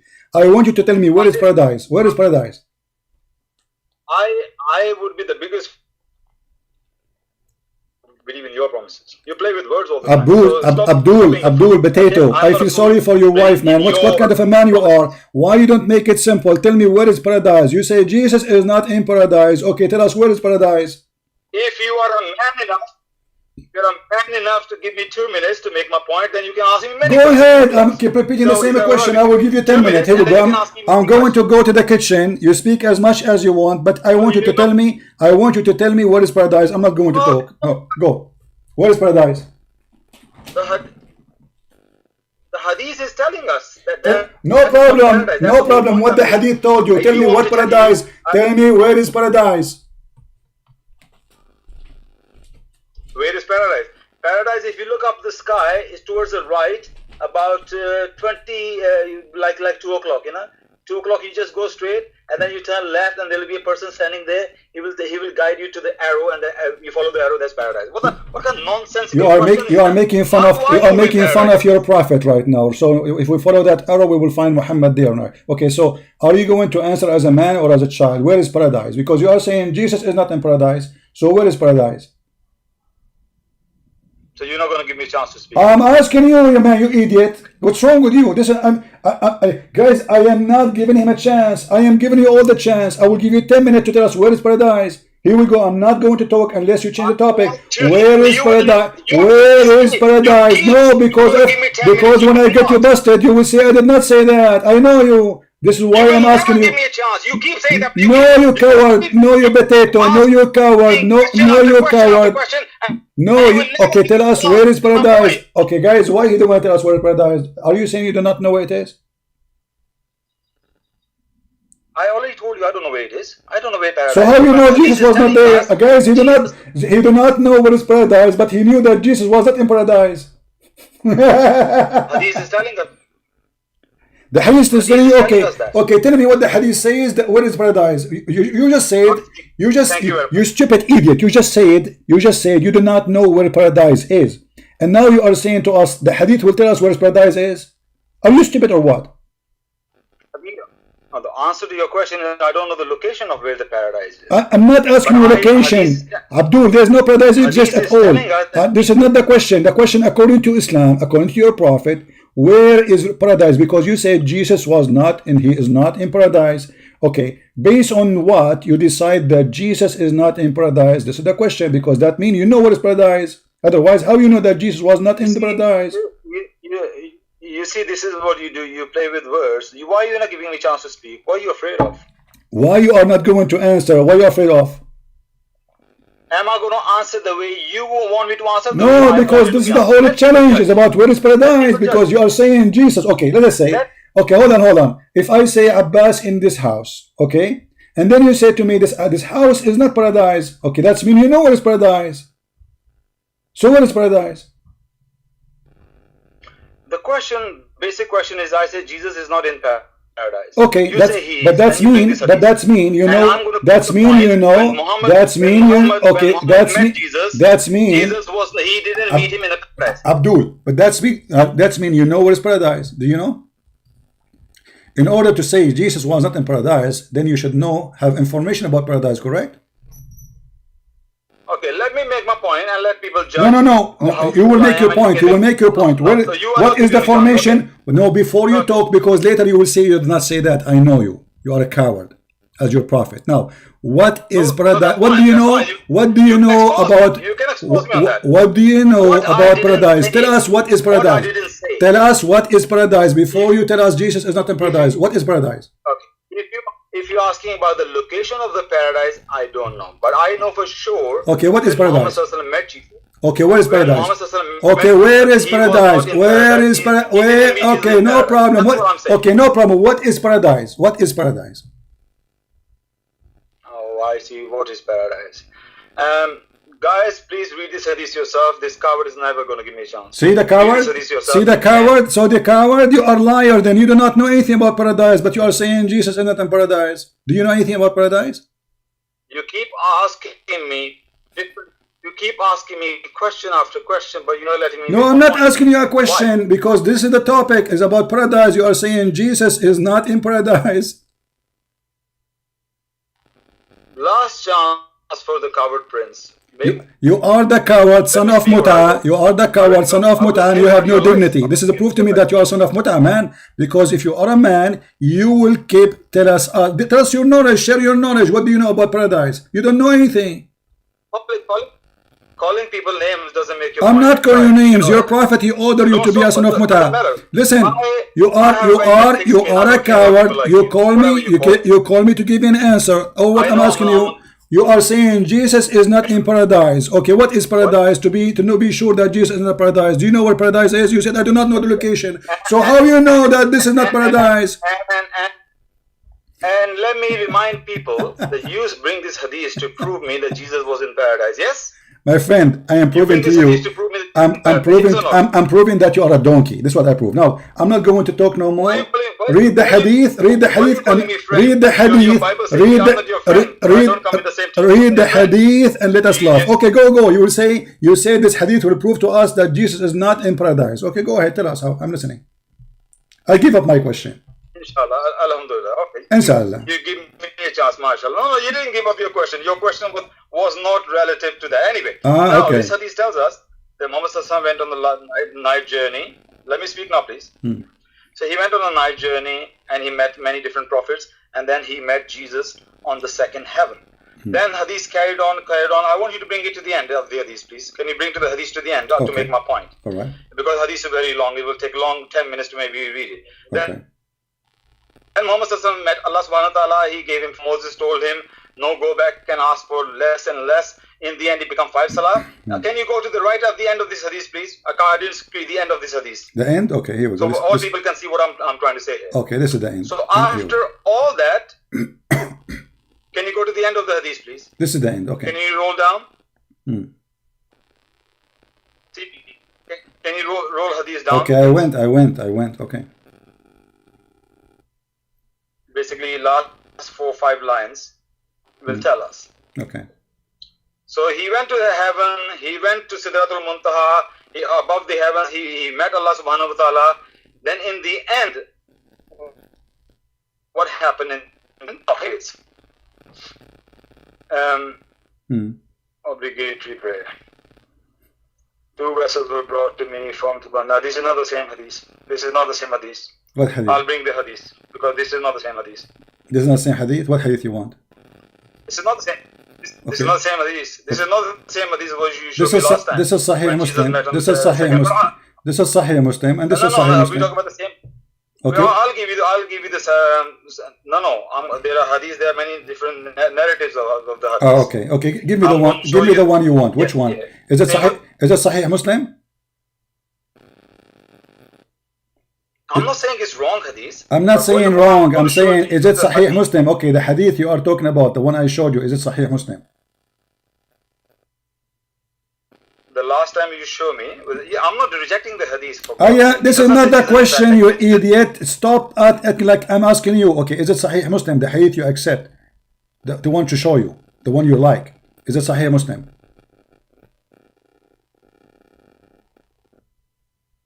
Okay. Now, yes, I'm going to Sahih Muslim. Yeah? Okay, this is the second one in Sahih Muslim. Is that the one you want? Is this the one? Okay. Is that the one you want? Okay, is that the one you want? Sahih Muslim. I'm reading the hadith for you for the benefit of all people. Sahih Bukhari, hadith number 349. Al-Bukhari. This is Al-Bukhari. Hold on. Let us open Al-Bukhari. Hold on. Let us find Al-Bukhari. Let us find Al-Bukhari. Okay. Sahih Bukhari, hadith number 349. Book 8, hadith number 1. Hadith number. Same thing mentioned that hadith number 1.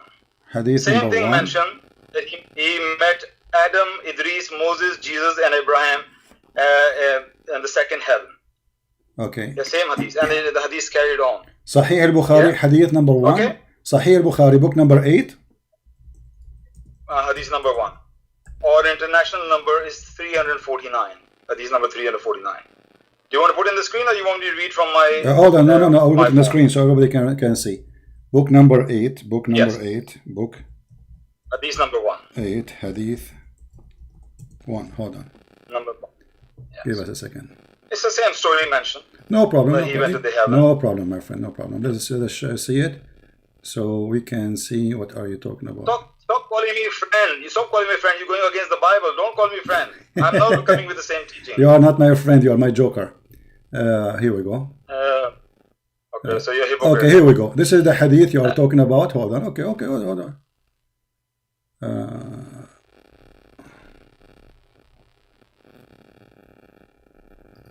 And this is not this, and this is not the hadith I showed you last time, because this is not the hadith. Here we go. This is the hadith you are mentioning. Go ahead. Okay. Now what do you want? Same story is same. He went up to the heaven. Okay. And if you read the hadith, he met Jesus. But in the second heaven with the Moses and everybody. Go to the end of this hadith, please. Okay, the end. Okay. All right. I don't see it anything on the screen. Keep going down. Okay. Right to the end. Okay. Okay. Keep going down. Keep going down. I am at the end. I am at the end. There's no more. So he met, no more down. No, down. Go down. Yeah. I am at the end, my friend. I'm showing the number too. Okay. Hey, okay. Okay. Look, right at the end, after meeting all the prophets in second heaven, third heaven, seventh heaven, then he went to Allah subhanahu wa ta'ala. Okay. After that, what did he say? Then I was admitted into paradise, where I found small walls of pearls, and its earth was of musk. So after meeting everybody in the heavens, after everything, then he was admitted into paradise. And if you go into the Arabic, this word paradise, it says Jannah. And when he says heaven, he met Jesus and everybody, that is Sama. Sama is heaven. Now, in heaven, you can find paradise as well. Paradise can be part of the heaven, but not heaven. And even hell can be part of the heaven. But heaven itself is our realms. So where he met Jesus was heaven and not Jannah and not paradise. this hadith is clear cut. Okay. That he was admitted in the paradise. Okay, after let us see. meeting him. Let us see. Okay, Which hold on, proves hold my on, hold point. on, hold That on, hold Jesus on. was not in paradise. He met him in heaven. Everybody will laugh at you. All right. This is the hadith. Here we go. Read for me. Read for me. Everybody will laugh at you in a second. Read. Go ahead. Or read what? Read. I just read it to you. No, read the hadith. This is your prophet speaking too, just to show you that you are a donkey when you speak to Christian Prince. You are a certified donkey. Read the hadith. This is your prophet talking. Read it. Did you get my point? The hadith I read it. I got your point that you are a donkey. I got your point that you are a donkey. Read the hadith. I have a hadith in the front of your eyes. I want you to read it. Read it. And admit that you are a donkey. Okay. Muad bin Jabal radiallahu anhu says, I heard the Messenger of Allah say, paradise has 100 grades, which is as big as the distance between heaven and earth. The highest of them is Firdaus, and the best of them is Firdaus. The throne is above Firdaus, and from it spring forth the rivers of paradise. If you ask Allah, ask Him for Firdaus. So where does it say Jesus is in Firdaus? No, I want you to tell me. So what is paradise? The paradise is what is paradise? What is the question? All the heaven is paradise. All the heaven is paradise. I am not. That hadith. What? No, astaghfirullah. Okay, so the hadith says that he met Jesus in second heaven. After meeting him, he said, "Then I was admitted into paradise." No, this is your stupid translation. You see that in the hadith doesn't say. You see, this is your problem, Muslims. Paradise is Jannah. This is our paradise. So the Jannah, the paradise is 100 floor, and there is best floor. The last floor is the best of it. Let's say, for example, I want to go to what was the example? I want to go to a particular store, like. Okay, Adidas. so was Jesus in Jannah or he was not? Adidas. Was Jesus in? Adidas is a part of the shopping center. So if you meet somebody in shopping center and then you say, then after meeting that person, I went to Adidas. That does that mean that person was in the shop Adidas? No. Okay, that's exactly what happened here. Okay, Abdul. Okay, listen. You know what? You know, Abbas. Abbas. I want to take advantage of having a majestic, knowledgeable person like you. And as long as you are talking about this. No, I'm not. But Oh no! Just wait. Okay, where we can find the Nile River, as long as we are talking about the paradise, is it true that the Nile River and Euphrates are in the paradise? So you agree? You have no proof of Jesus in paradise. Well, guys, I got you busted already. From your prophet teaching. Do you agree that your prophet he found? Do you agree? You can ask me any Do you agree? Do you agree that your prophet, when he went to the paradise, you are the one talking about paradise, he found in the paradise 4 rivers. 2 of them is the Nile and Euphrates. Yeah, so okay, why you say to me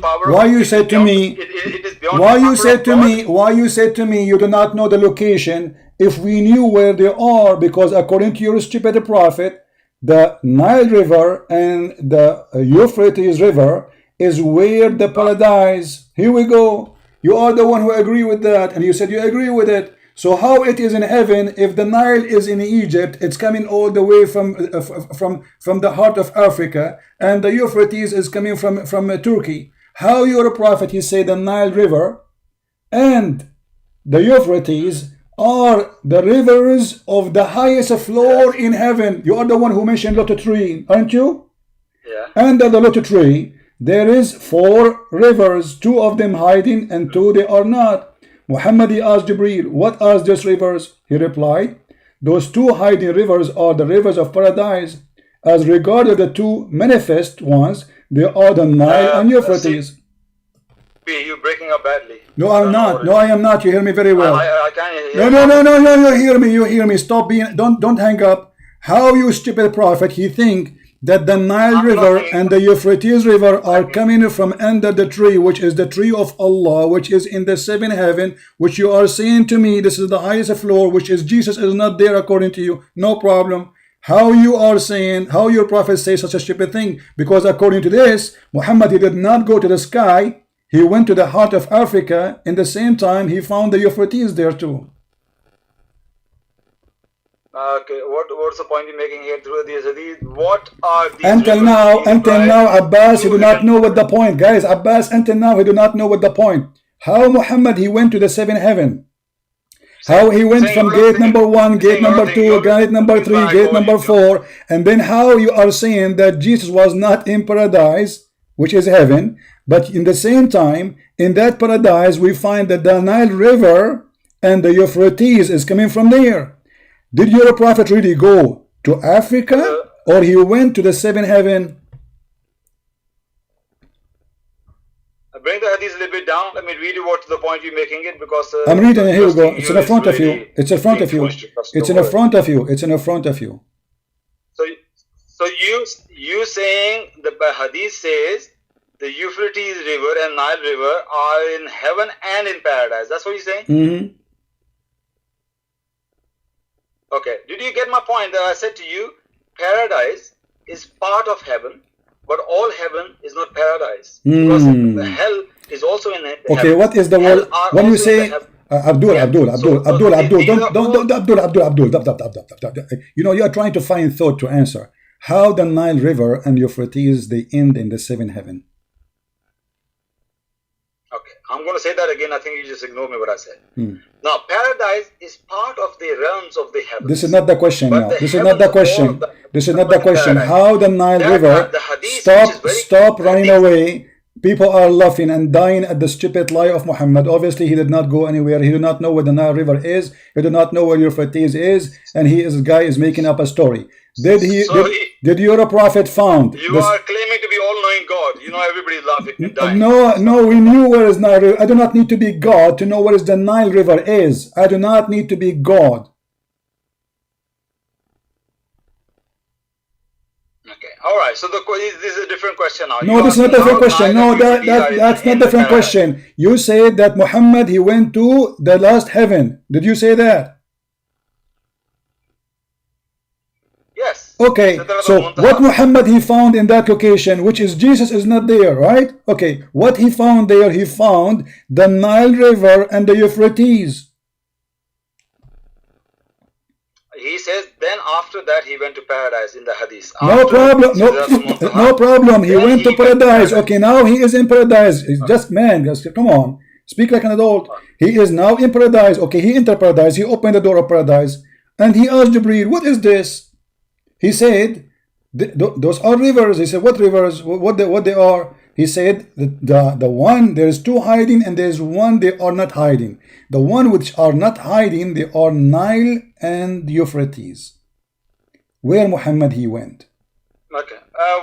Okay, one second. What is the number of the hadith? Can you show me the number of the hadith, please? It is da'if hadith. You will not like it. Because you're not showing me the full speak. Because it's da'if.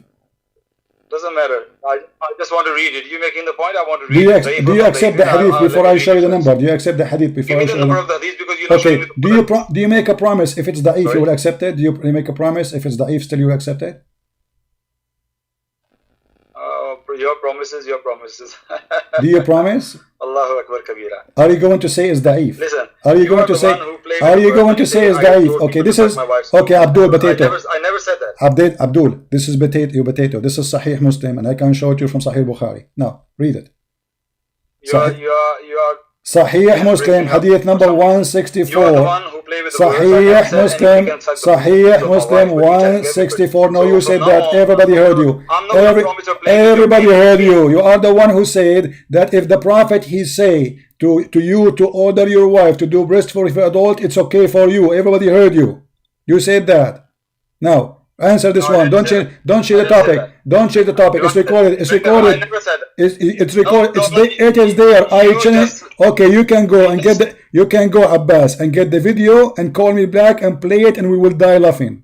I challenge tell you. a lie on my behalf, and Yeah. Now don't change the topic. Don't change the topic, you coward. Did your prophet really go to heaven? You said that paradise is the last floor of Allah heaven. You said that. Okay, no problem. So now we got your prophet busted by your head. Anybody can suck the from Allah. Answer now. Stop talking about your wife. I'm not talking about your wife. Why you mention your wife now? Why you mention your wife? What's wrong with you? Stay away. Your wife is not there now. She will not. I know your wife. She heard. Obviously, your wife. She obviously your wife. She heard the conversation and she spanked you at home and she forced you to wash dishes and do laundry. And now you are trying to make yourself clean. It is there. It's on YouTube. It is recorded. Now answer. How Muhammad found a Nile River and Euphrates in heaven? Okay, I'm going to read the hadith. This is very long hadith.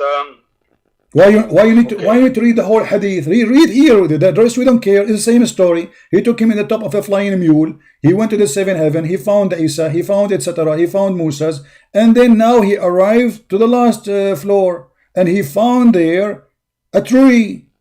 And under the tree there is 4 rivers. First one is the Nile. Second one is Euphrates. Did your prophet he go to heaven or he went to Africa? Okay, I'm reading it. I'm reading it. He met Jesus in the second heaven, Yahya in the third heaven, Yusuf in the third heaven, Idris fourth, Harun fifth, and then he traveled on till where we reached the sixth heaven and came to Moses, and I greeted him, and he said, "Welcome unto the righteous." And the Lord is. I'm just sifting through. Before we get to the rivers, then he said, I came to Abraham. He narrated in the hadith, Prophet ﷺ told that he saw 4 rivers which flowed from 2 manifest rivers and 2 hidden rivers. I said, Gabriel, what are these rivers? He replied, the hidden rivers are the rivers of paradise, and as regards the 2 manifest ones, they are the Nile and the Euphrates. Then the Baitul Mamur was raised up to me. And I said, oh, Gabriel, okay. So he saw the rivers on the top after he met all the prophets. And then he went on the top, yes? So he saw the rivers. They are rivers of paradise. So you saying that is exactly what he saw. That was paradise. That's what he's saying. Are you playing stupid now? This is not the question. How the Nile River start and he saw it in the heaven, the 7th floor of Allah. How the Nile River and Euphrates, those are 2 famous rivers exist in the Middle East. One right now coming from the north south of Turkey. The other one is coming from the heart of Africa, like Victoria Lake as an example. So how your prophet he found the Nile River in the 7th heaven of Allah? Did your prophet go to Africa or to heaven? I thought I was asking you about Jesus' paradise or not. Now you're changing how rivers. No, we finished that one. We laugh at you because your prophet explained that paradise is 100 floor. So you are stupid. Now we're done with this. But as long you mention the last floor of paradise, as long you mention the last floor, why you are trying to escape the stupidity of your prophet? Is that a problem to answer? Answer it. You are the genius. Okay, did your prophet made a stupid mistake or he was telling the truth that he found the Nile River there? I'm clarifying your stupidity. I'm not hiding anything. Then show me the stupidity. How your prophet found the Nile River? You will not answer this because this is embarrassing? If you give me a chance, I'll answer. Go ahead. You have a courage, okay. Now, this is understanding of this is ambiguous. This is not a clear-cut understanding as the last hadith. Last hadith say he went to heaven, then he went to paradise. This hadith say he saw rivers. It's possible that he's talking about he saw the vision of particular river in paradise. Not necessarily those who No. What vision? What are you adding words? Does it say there it's a vision Muhammad was dreaming? He saw rivers and he asked Jibreel, what was those rivers? the many things can be spoken figuratively speech, and it doesn't mean it's literal. So Allah show him the vision of those rivers, those blessed rivers of God. Really? So this is a vision. Okay. Was Muhammad a trip? Was Muhammad a trip? A vision or real? I know there is a difference of opinion. Many people say it was a vision. Some say it's a literal, and I am one of those who believe it was a literal. Okay, so he saw. Okay, as long as it's literal, how come you are saying? So how he saw? As long you believe it is literal. So how he saw the Nile River there? Go ahead. Even if it's a vision, when he says, my friend, how he saw doesn't matter now. Doesn't matter. You said it's okay. So now he saw the river of Nile there. Even if it's in a vision, heaven, my friend, Abdul, listen. So the Nile River, is it in the heaven of Allah or it is in the earth? Well, to this hadith you understand Allah is all powerful, and on the day of judgment He will take those rivers into heaven and into paradise. In the day of judgment, it's able for Him in the day, to do that. In the day of judgment, why is not able for God? Okay, hold on, Abbas. Are you making your religion now? Where it says, where your prophet he says Allah will take the Nile River and your fatties to heaven. Are you fabricating your own now? Oh no, this is how you understand these things. You don't. No, I am not understanding. No. You are the one who mentioned this now. I'm asking you a very simple question and look at your stupid answer. He said Allah will in the judgment day will take them there. Muhammad he saw them there 1400 years ago. Are you stupid or what? I'm saying it's possible for Allah to do these things. It's possible. Okay, but so what was the Nile River? I know your God. Abdul, stop telling me it's possible. It is possible that Allah it is possible that Allah is a watermelon. It's possible that He is a zucchini. It's possible. But what it's impossible is that the Nile River is in the heaven, for it is not. Sorry, can you repeat that?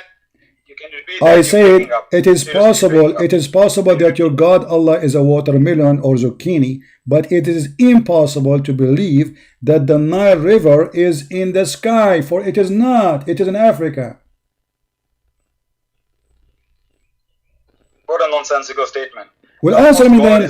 How the Nile River 1400 years ago was in the heaven of Muhammad, and Muhammad saw it there. Well, we understand it. It's possible there was a vision of that rivers he saw. I don't care. You said this is okay. He saw. Did he saw them or he did not? Was Jibril lying to him when he said this is the Nile River? As I say, it's possible there was a vision, and in the vision doesn't matter. Did he see the Nile River or he did not? Was the Nile River there? Yes or no? If I see a Nile River, somebody send me a video, I'm seeing a Nile River. Stupid donkey Abdul, stop. You are ashamed of the stupidity of your prophet. Is so clear. He saw the Nile River there. He did not send him a video. Stop being a donkey. People are dying laughing at you. And the only reason I'm keeping you live on air because we need some entertainment. You are our joker. So I want you to answer. Abdul. So the point here is. The point is, did he see the river? Yes or no? You see how you change the topic. I am not. I am taking a chance.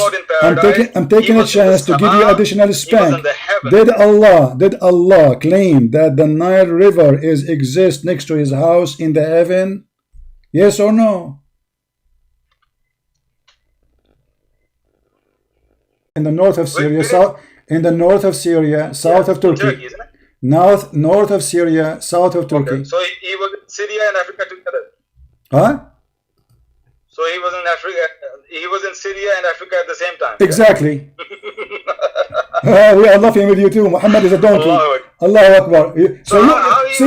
See guys, Abbas is laughing at his prophet. That's wonderful. He just left Islam because he's saying so. Muhammad was in Africa and in Syria at the same time, and he's laughing. Yeah. This is a joke. Obviously, your prophet is a liar. So thank you very much for laughing at Muhammad's statement. Can I tell you a secret? No, You don't know, tell me a you're laughing secret. at your Tell me foolishness. why you are laughing At at the your moment, prophet's statement, because you just said, because you just said that Okay, anyway, so Muhammad was in I Africa. basically debunk you. You have no proof that Jesus was in Listen, paradise. listen. You have no You proof just whatsoever. you just laugh. You just laugh at your Jesus was in prophet. paradise. You just laugh at your prophet, and thank you Now, very can much I for ask you a helping me question? to laugh at him. You laughed at your prophet's statement that he was in heaven while he was in Africa and Syria in the same time, which means Muhammad, he split his feet between two far away land and he was there in the same time, but yet he claimed he went to the seventh heaven. Laugh with me again at your prophet. Can you say it again? Everyone with a little bit of sense knows that I'm not saying that I'm laughing at the prophet. I'm laughing at your You did. You say You he did. was in Africa, Yes. but Euphrates is not in Africa, so how is it possible? I'm laughing at your How is that stupidity, possible? Thank you your very much. understanding. You see, you can laugh at me if I am the one who is saying it is possible, but I am the one who is saying it's impossible, you idiot. So you are laughing at Muhammad because it's not me who claim that Africa and Euphrates exist in one location. It is your prophet. So you are laughing at the one who is saying that this is possible when the one who said that is your prophet. I said it's impossible. Your prophet is a fool. So you are laughing at the one who claimed that, not at me, because it is not me who claim that Euphrates and the Nile River exist in one location in the seventh heaven. Laugh more. Go ahead. You see, you don't even remember when you say something. You said your prophet was actually in Africa. That's what you said. Yes. I'm laughing at your stupidity. No, I'm if not. he was in No, Africa, you how stupid he saw Abdul. Euphrates at the same time? You stupid So I'm Abdul. laughing No, at your I did. statement. No, I was saying that's mean your prophet. Did your prophet go to Africa or to heaven? Did your prophet go to Africa or to heaven? Because the Nile River is in Africa. That's what I said. And you laugh with me at your prophet.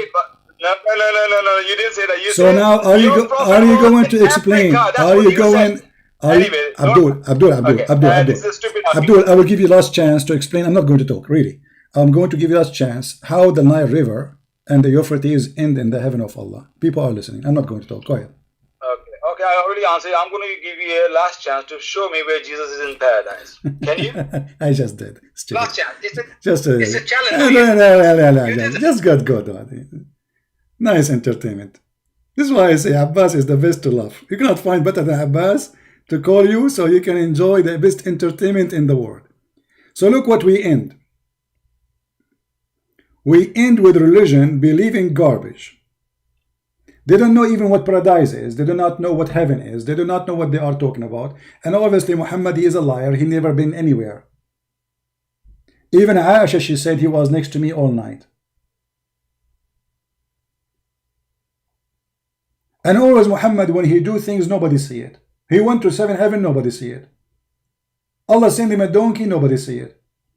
The Quran says it need 1,000 years for the angels to go to heaven. Just 1,000 years to go. How Jibreel, he took him to heaven in a few hours. And then we find Abbas in trouble because he is the one who tried to explain to us that there's many floors in heaven. And the last floor he is talking about supposedly. But the last floor, it was not in heaven. The last floor obviously was in the middle of Africa and the same time in the middle of Turkey. This is how stupid fool Muhammad is. Because how in the world he end in the Nile River route, which is in heaven. But the stupid Muhammad in his time, he never heard about those great rivers. So at that time the Euphrates was strong, but now it's like a faucet because Turkey built many dams on it. So now the Euphrates go all the way to Iraq and Syria like a drop of water, almost dry. But Muhammad the fool, he did not know where they are located. He heard about them. And he did not mention the Amazon River, which is greater than those rivers. Why he mentioned this? Because he never heard of the others. So he went there, and not only that, he mentioned rivers who they are exist in Turkey already. Sihan wa Jihan. If we go in different hadith, we will find Muhammad the fool saying this.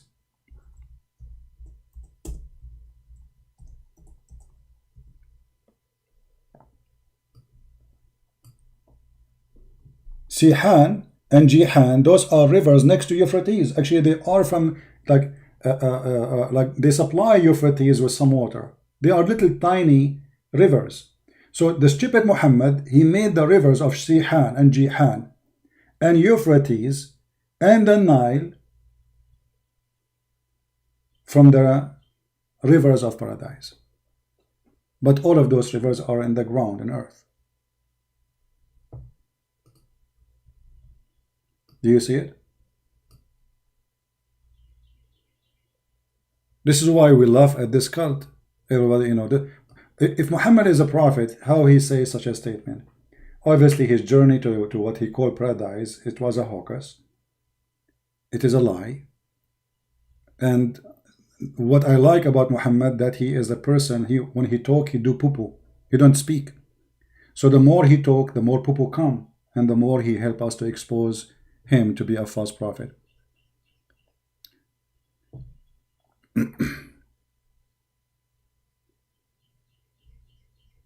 Did you say that Aisha, she said Jesus was okay? Yeah, I said that, Abbas. Do you want me to call me? Do you want to call me?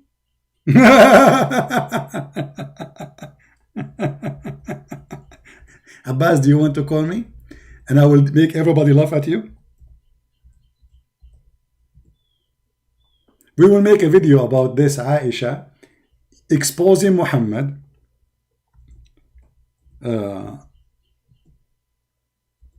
Saying that Muhammad did not go by his body to heaven. What do you think, guys?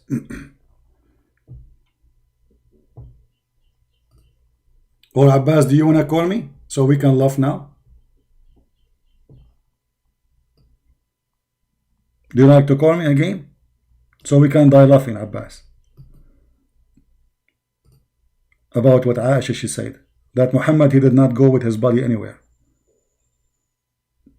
Do you accept the challenge, Abbas? Say yes. Abbas, say yes, and I will call you. Come on, Abbas. Come on, buddy. You want more spanking for today? Or you want us to leave it for next time? Abbas. Dooby-dooby-doo. Scooby-Scooby-Doo. Say yes. I logged off Skype, by the way, but I will go back just for you, Abbas. Honest to the leg of Allah. Say yes, and I will call you. Yes? Okay, guys, Abbas, he said yes. What I can do? I cannot resist the temptation.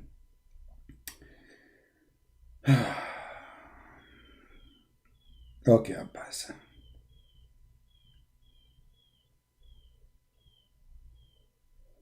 See how much I care for you, Abbas. I'm going just in Skype just for you, man.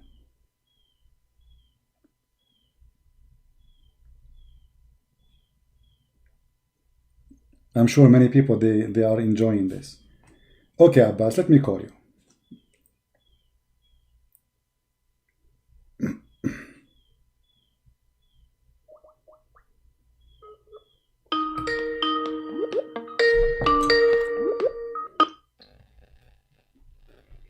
Yes. Okay. Your point is? You said that I did lie when I said that Aisha, she said Muhammad, his body did not leave. You said I'm lying? No, you didn't say that. You say Aisha said he was with me all night.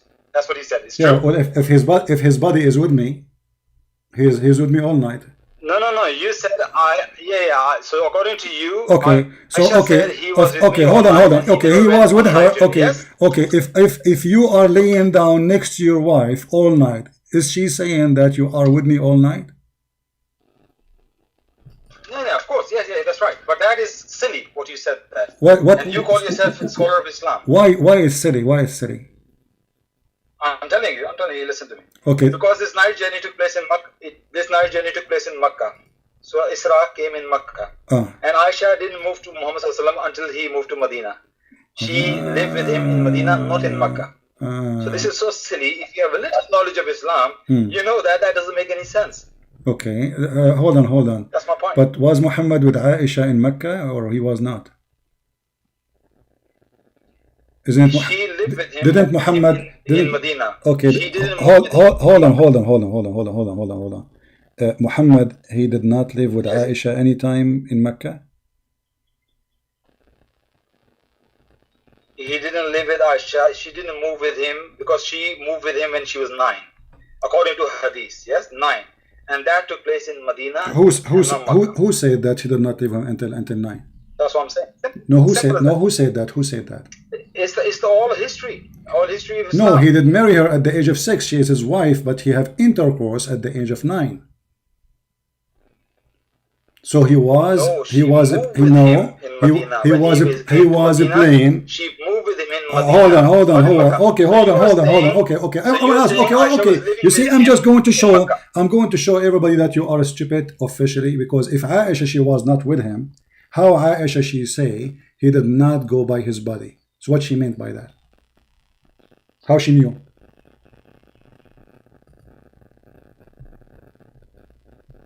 Okay, of course, that's nonsense. Of course, that doesn't make any sense at all. I'm asking you. Don't tell me that makes sense. Are you saying Aisha is lying?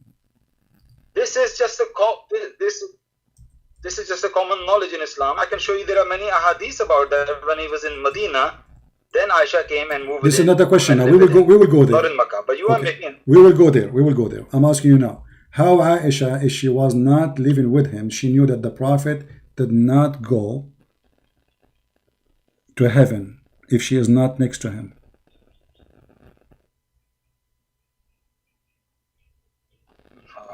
How simple I can be. I say if the hadith says that, then that hadith cannot be trusted, of course. Okay, that cannot be right. Okay, but you want to show me the hadith. Hold on. No. So Aisha, okay, so Aisha, she was not with the Prophet, but yet she witnessed that the Prophet did not go to heaven by his, at least physically.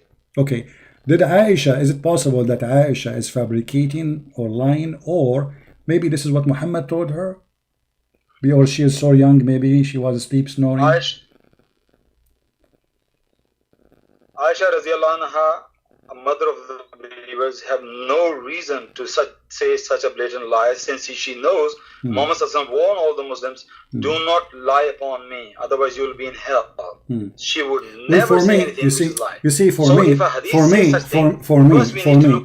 me, all the stories of Muhammad, about Muhammad, is fabricated by Muslims, I believe.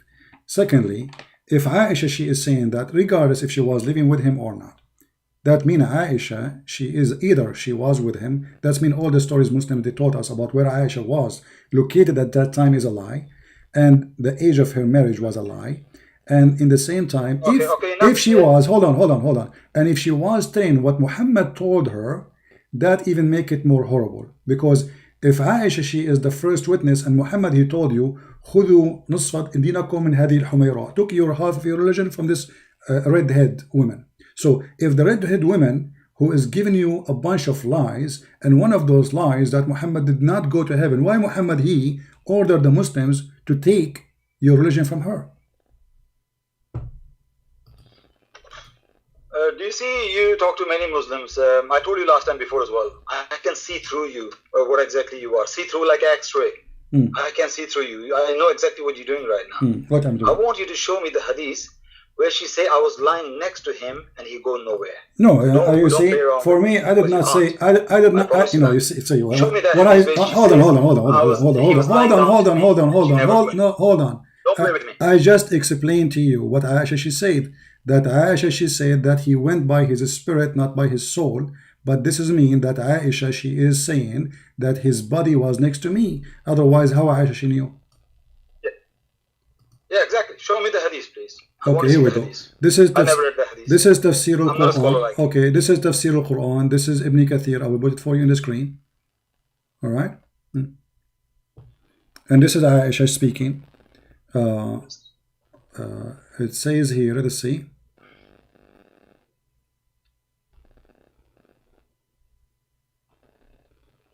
She said, I'm going to show it in the screen. Okay, here we go. Hold on. She said, أن عائشة كانت تقول hold on ما فقد جسد رسول الله صلى الله عليه وسلم ولكن أسري بروحه. his body did not leave, wasn't missing, but he was. There's nothing. Your page, you need to. I can't see anything.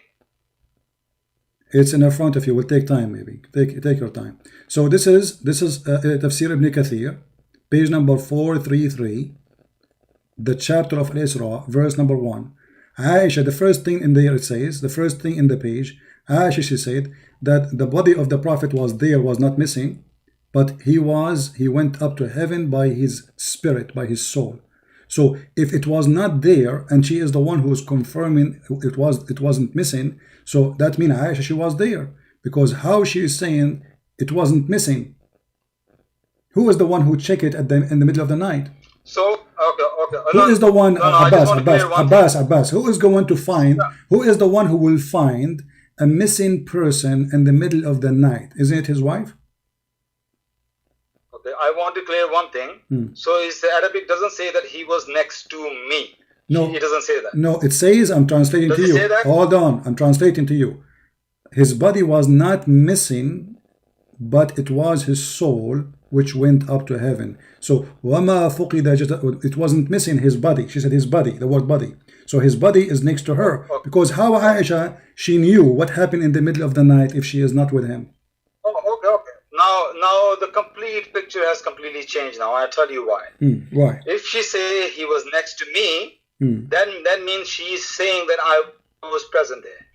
If she's saying his body was still in the world, but his spirit was not, then you can say that she's talking about the knowledge that she heard from the Prophet. Okay, hold on. So how the Prophet, hold on, Abbas, just to show you how, I was next to him. Okay, I will show you how stupid what you say. So the Prophet, he went to heaven, and he claimed that he went to heaven. Nowhere in any hadith he said. I can't hear you breaking up. Hold on, no, you hear me. Nowhere Muhammad he said, I went up to heaven by my soul. Do you agree?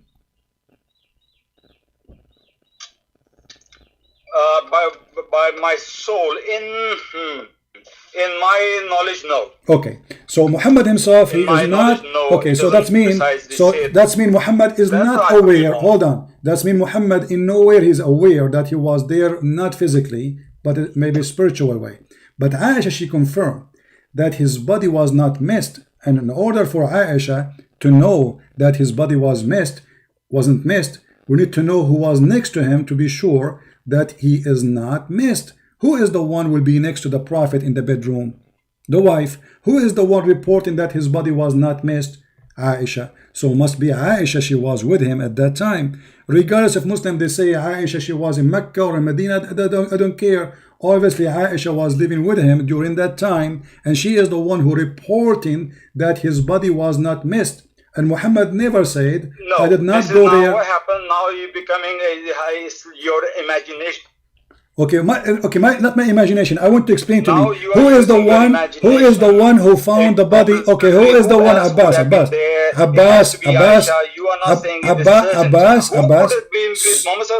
Okay, who is the one who found the body of Muhammad there, did not go?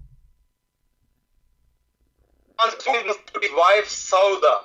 Possibly his wife Sauda is next to him, and Sauda okay, how come? Okay, hold on. How come Sauda? Okay, but the hadith does not say. But the one who report, the one who, but the one who report, Abbas, the one who. This is not a hadith. Can you find me a hadith from? It is a hadith. It is a hadith. It is a hadith. It is a hadith. It is a hadith. You idiot. You stupid. When you say Aisha, she said, that means it's a hadith. You idiot. It says that in front of you. Now I'm asking you, did Sauda report that the body of the Prophet was not missed in any hadith? No. Who was the one who reported that? Aisha. No.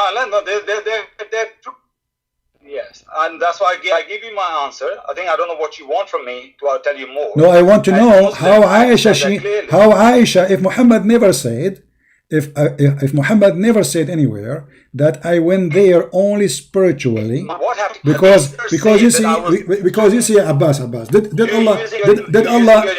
did Allah send Muhammad a physical animal to carry him? Yes or no? one of those believe. I believe it was not a vision. It was literal. No problem, but I'm asking you, is it a physical animal Allah He sent to him? It's called Al-Buraq. Yeah, absolutely. Okay, yes. so Aisha, she got Muhammad busted because Muhammad did not go anywhere. Muhammad, his body was next to her.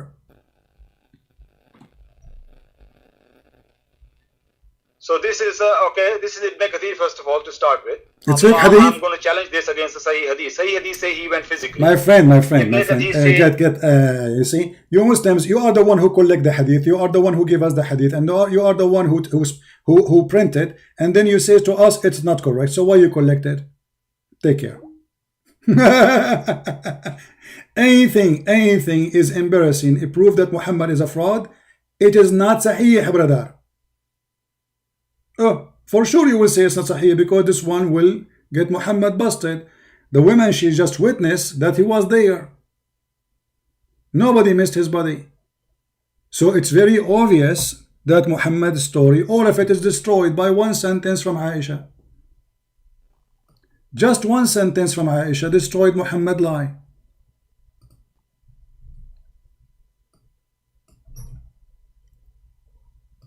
And this is, let me try actually to find you the same book, but in a shareable link where you can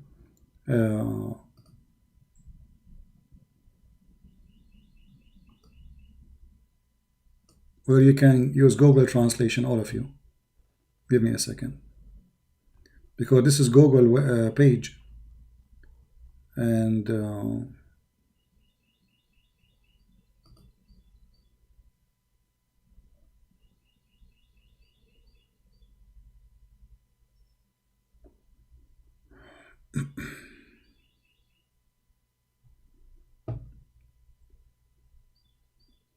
give me a second. I'm just trying to find you something I can share. I have the hadith in front of me as I showed you on the screen, but it's in Google book, and Google you cannot use Google translation to translate.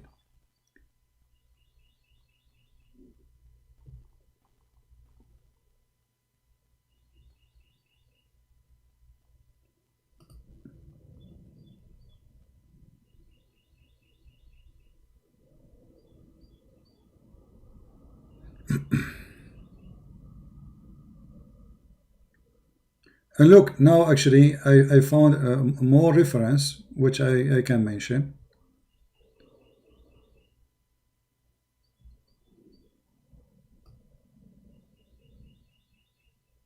Another woman, she busted Muhammad. But this is here from Shia website. Let me pause this one. This is not the Ibn Kathir, this is not Sunni. This is Shia website. But the reference, it says that Hani, the daughter of Abi Talib, she said that when the Prophet, he went in his journey, he was not up in heaven, but he was in my house sleeping.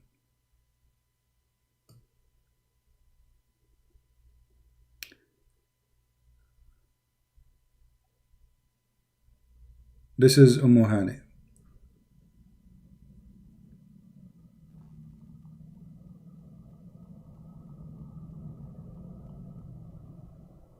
Let us see. And actually there you will see that everybody was saying to Muhammad, you are a fraud, you are a liar. That's not true. Actually, this is Ibn Kathir. Actually, this is Ibn Kathir. Hold on. This is Ibn Kathir. The link I gave you. The link I gave you, sorry, it's Ibn Kathir. It's a Shia website, yes, but it is Ibn Kathir. Let me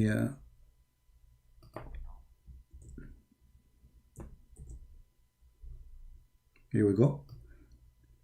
The same link I gave you guys. This is where Aisha, she said that he was not left up by his body, but by his soul. And Hani, she confirmed that he was sleeping next to her in her house. Here we go. If we go here,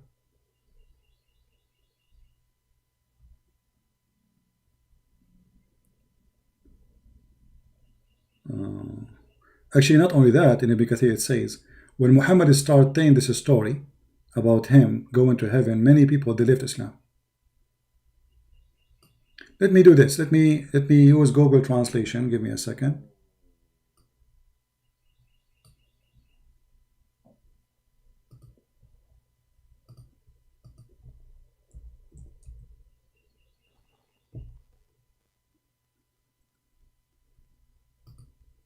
Give me a second. My internet is going up and down. I hope we will not lose internet.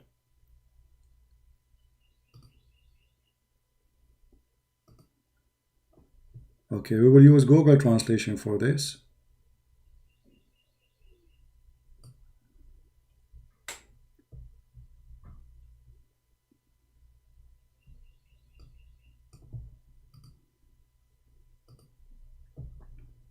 And you will see how much confused the Muslims about what happened to Muhammad, starting from his wives, and how people, they left him for he is a liar. That many people, they became apostate after he claimed that he went up to heaven. And when he mentioned that he went to Al-Aqsa Mosque and he went to heaven, people start talking about it, and people who believed him apostate. You see that? Do you see it? What happened to people? They discovered that he is a fraud, he's a liar. Especially when his wife, she got him busted, that he was with me. He did not go anywhere. This is in the book of Ibn Kathir. And then here it says, the daughter of Abi Hani, daughter of Abi Talib, it says that the Messenger of Allah, grant him, etc. He slept with her. Translation here is not correct. He slept with me the night, so he prayed, and next day he started telling them about what happened. He did not go anywhere. He was sleeping with her all the night. Do you see it? He slept with her all the night. In the morning, he started telling people that I went to heaven, I went to Jerusalem, I went, etc. And I saw the Nile River in the heaven. People, they right away, they discovered that this guy is a fraud. Even those who believe in him, it says they left him. Can you send the link? The admin is posting the link. I already posted the link. The admin already posted the link for you.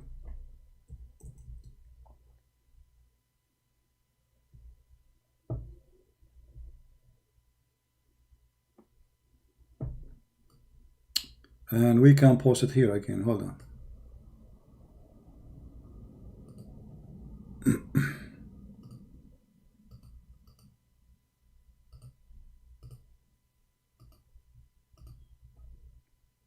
Yeah, here we go. So when the Muslim, they try to defend such a false prophet, we laugh at their answers. And this is why this poor Abdul, who is struggling to tell us where is heaven and what heaven, he don't know.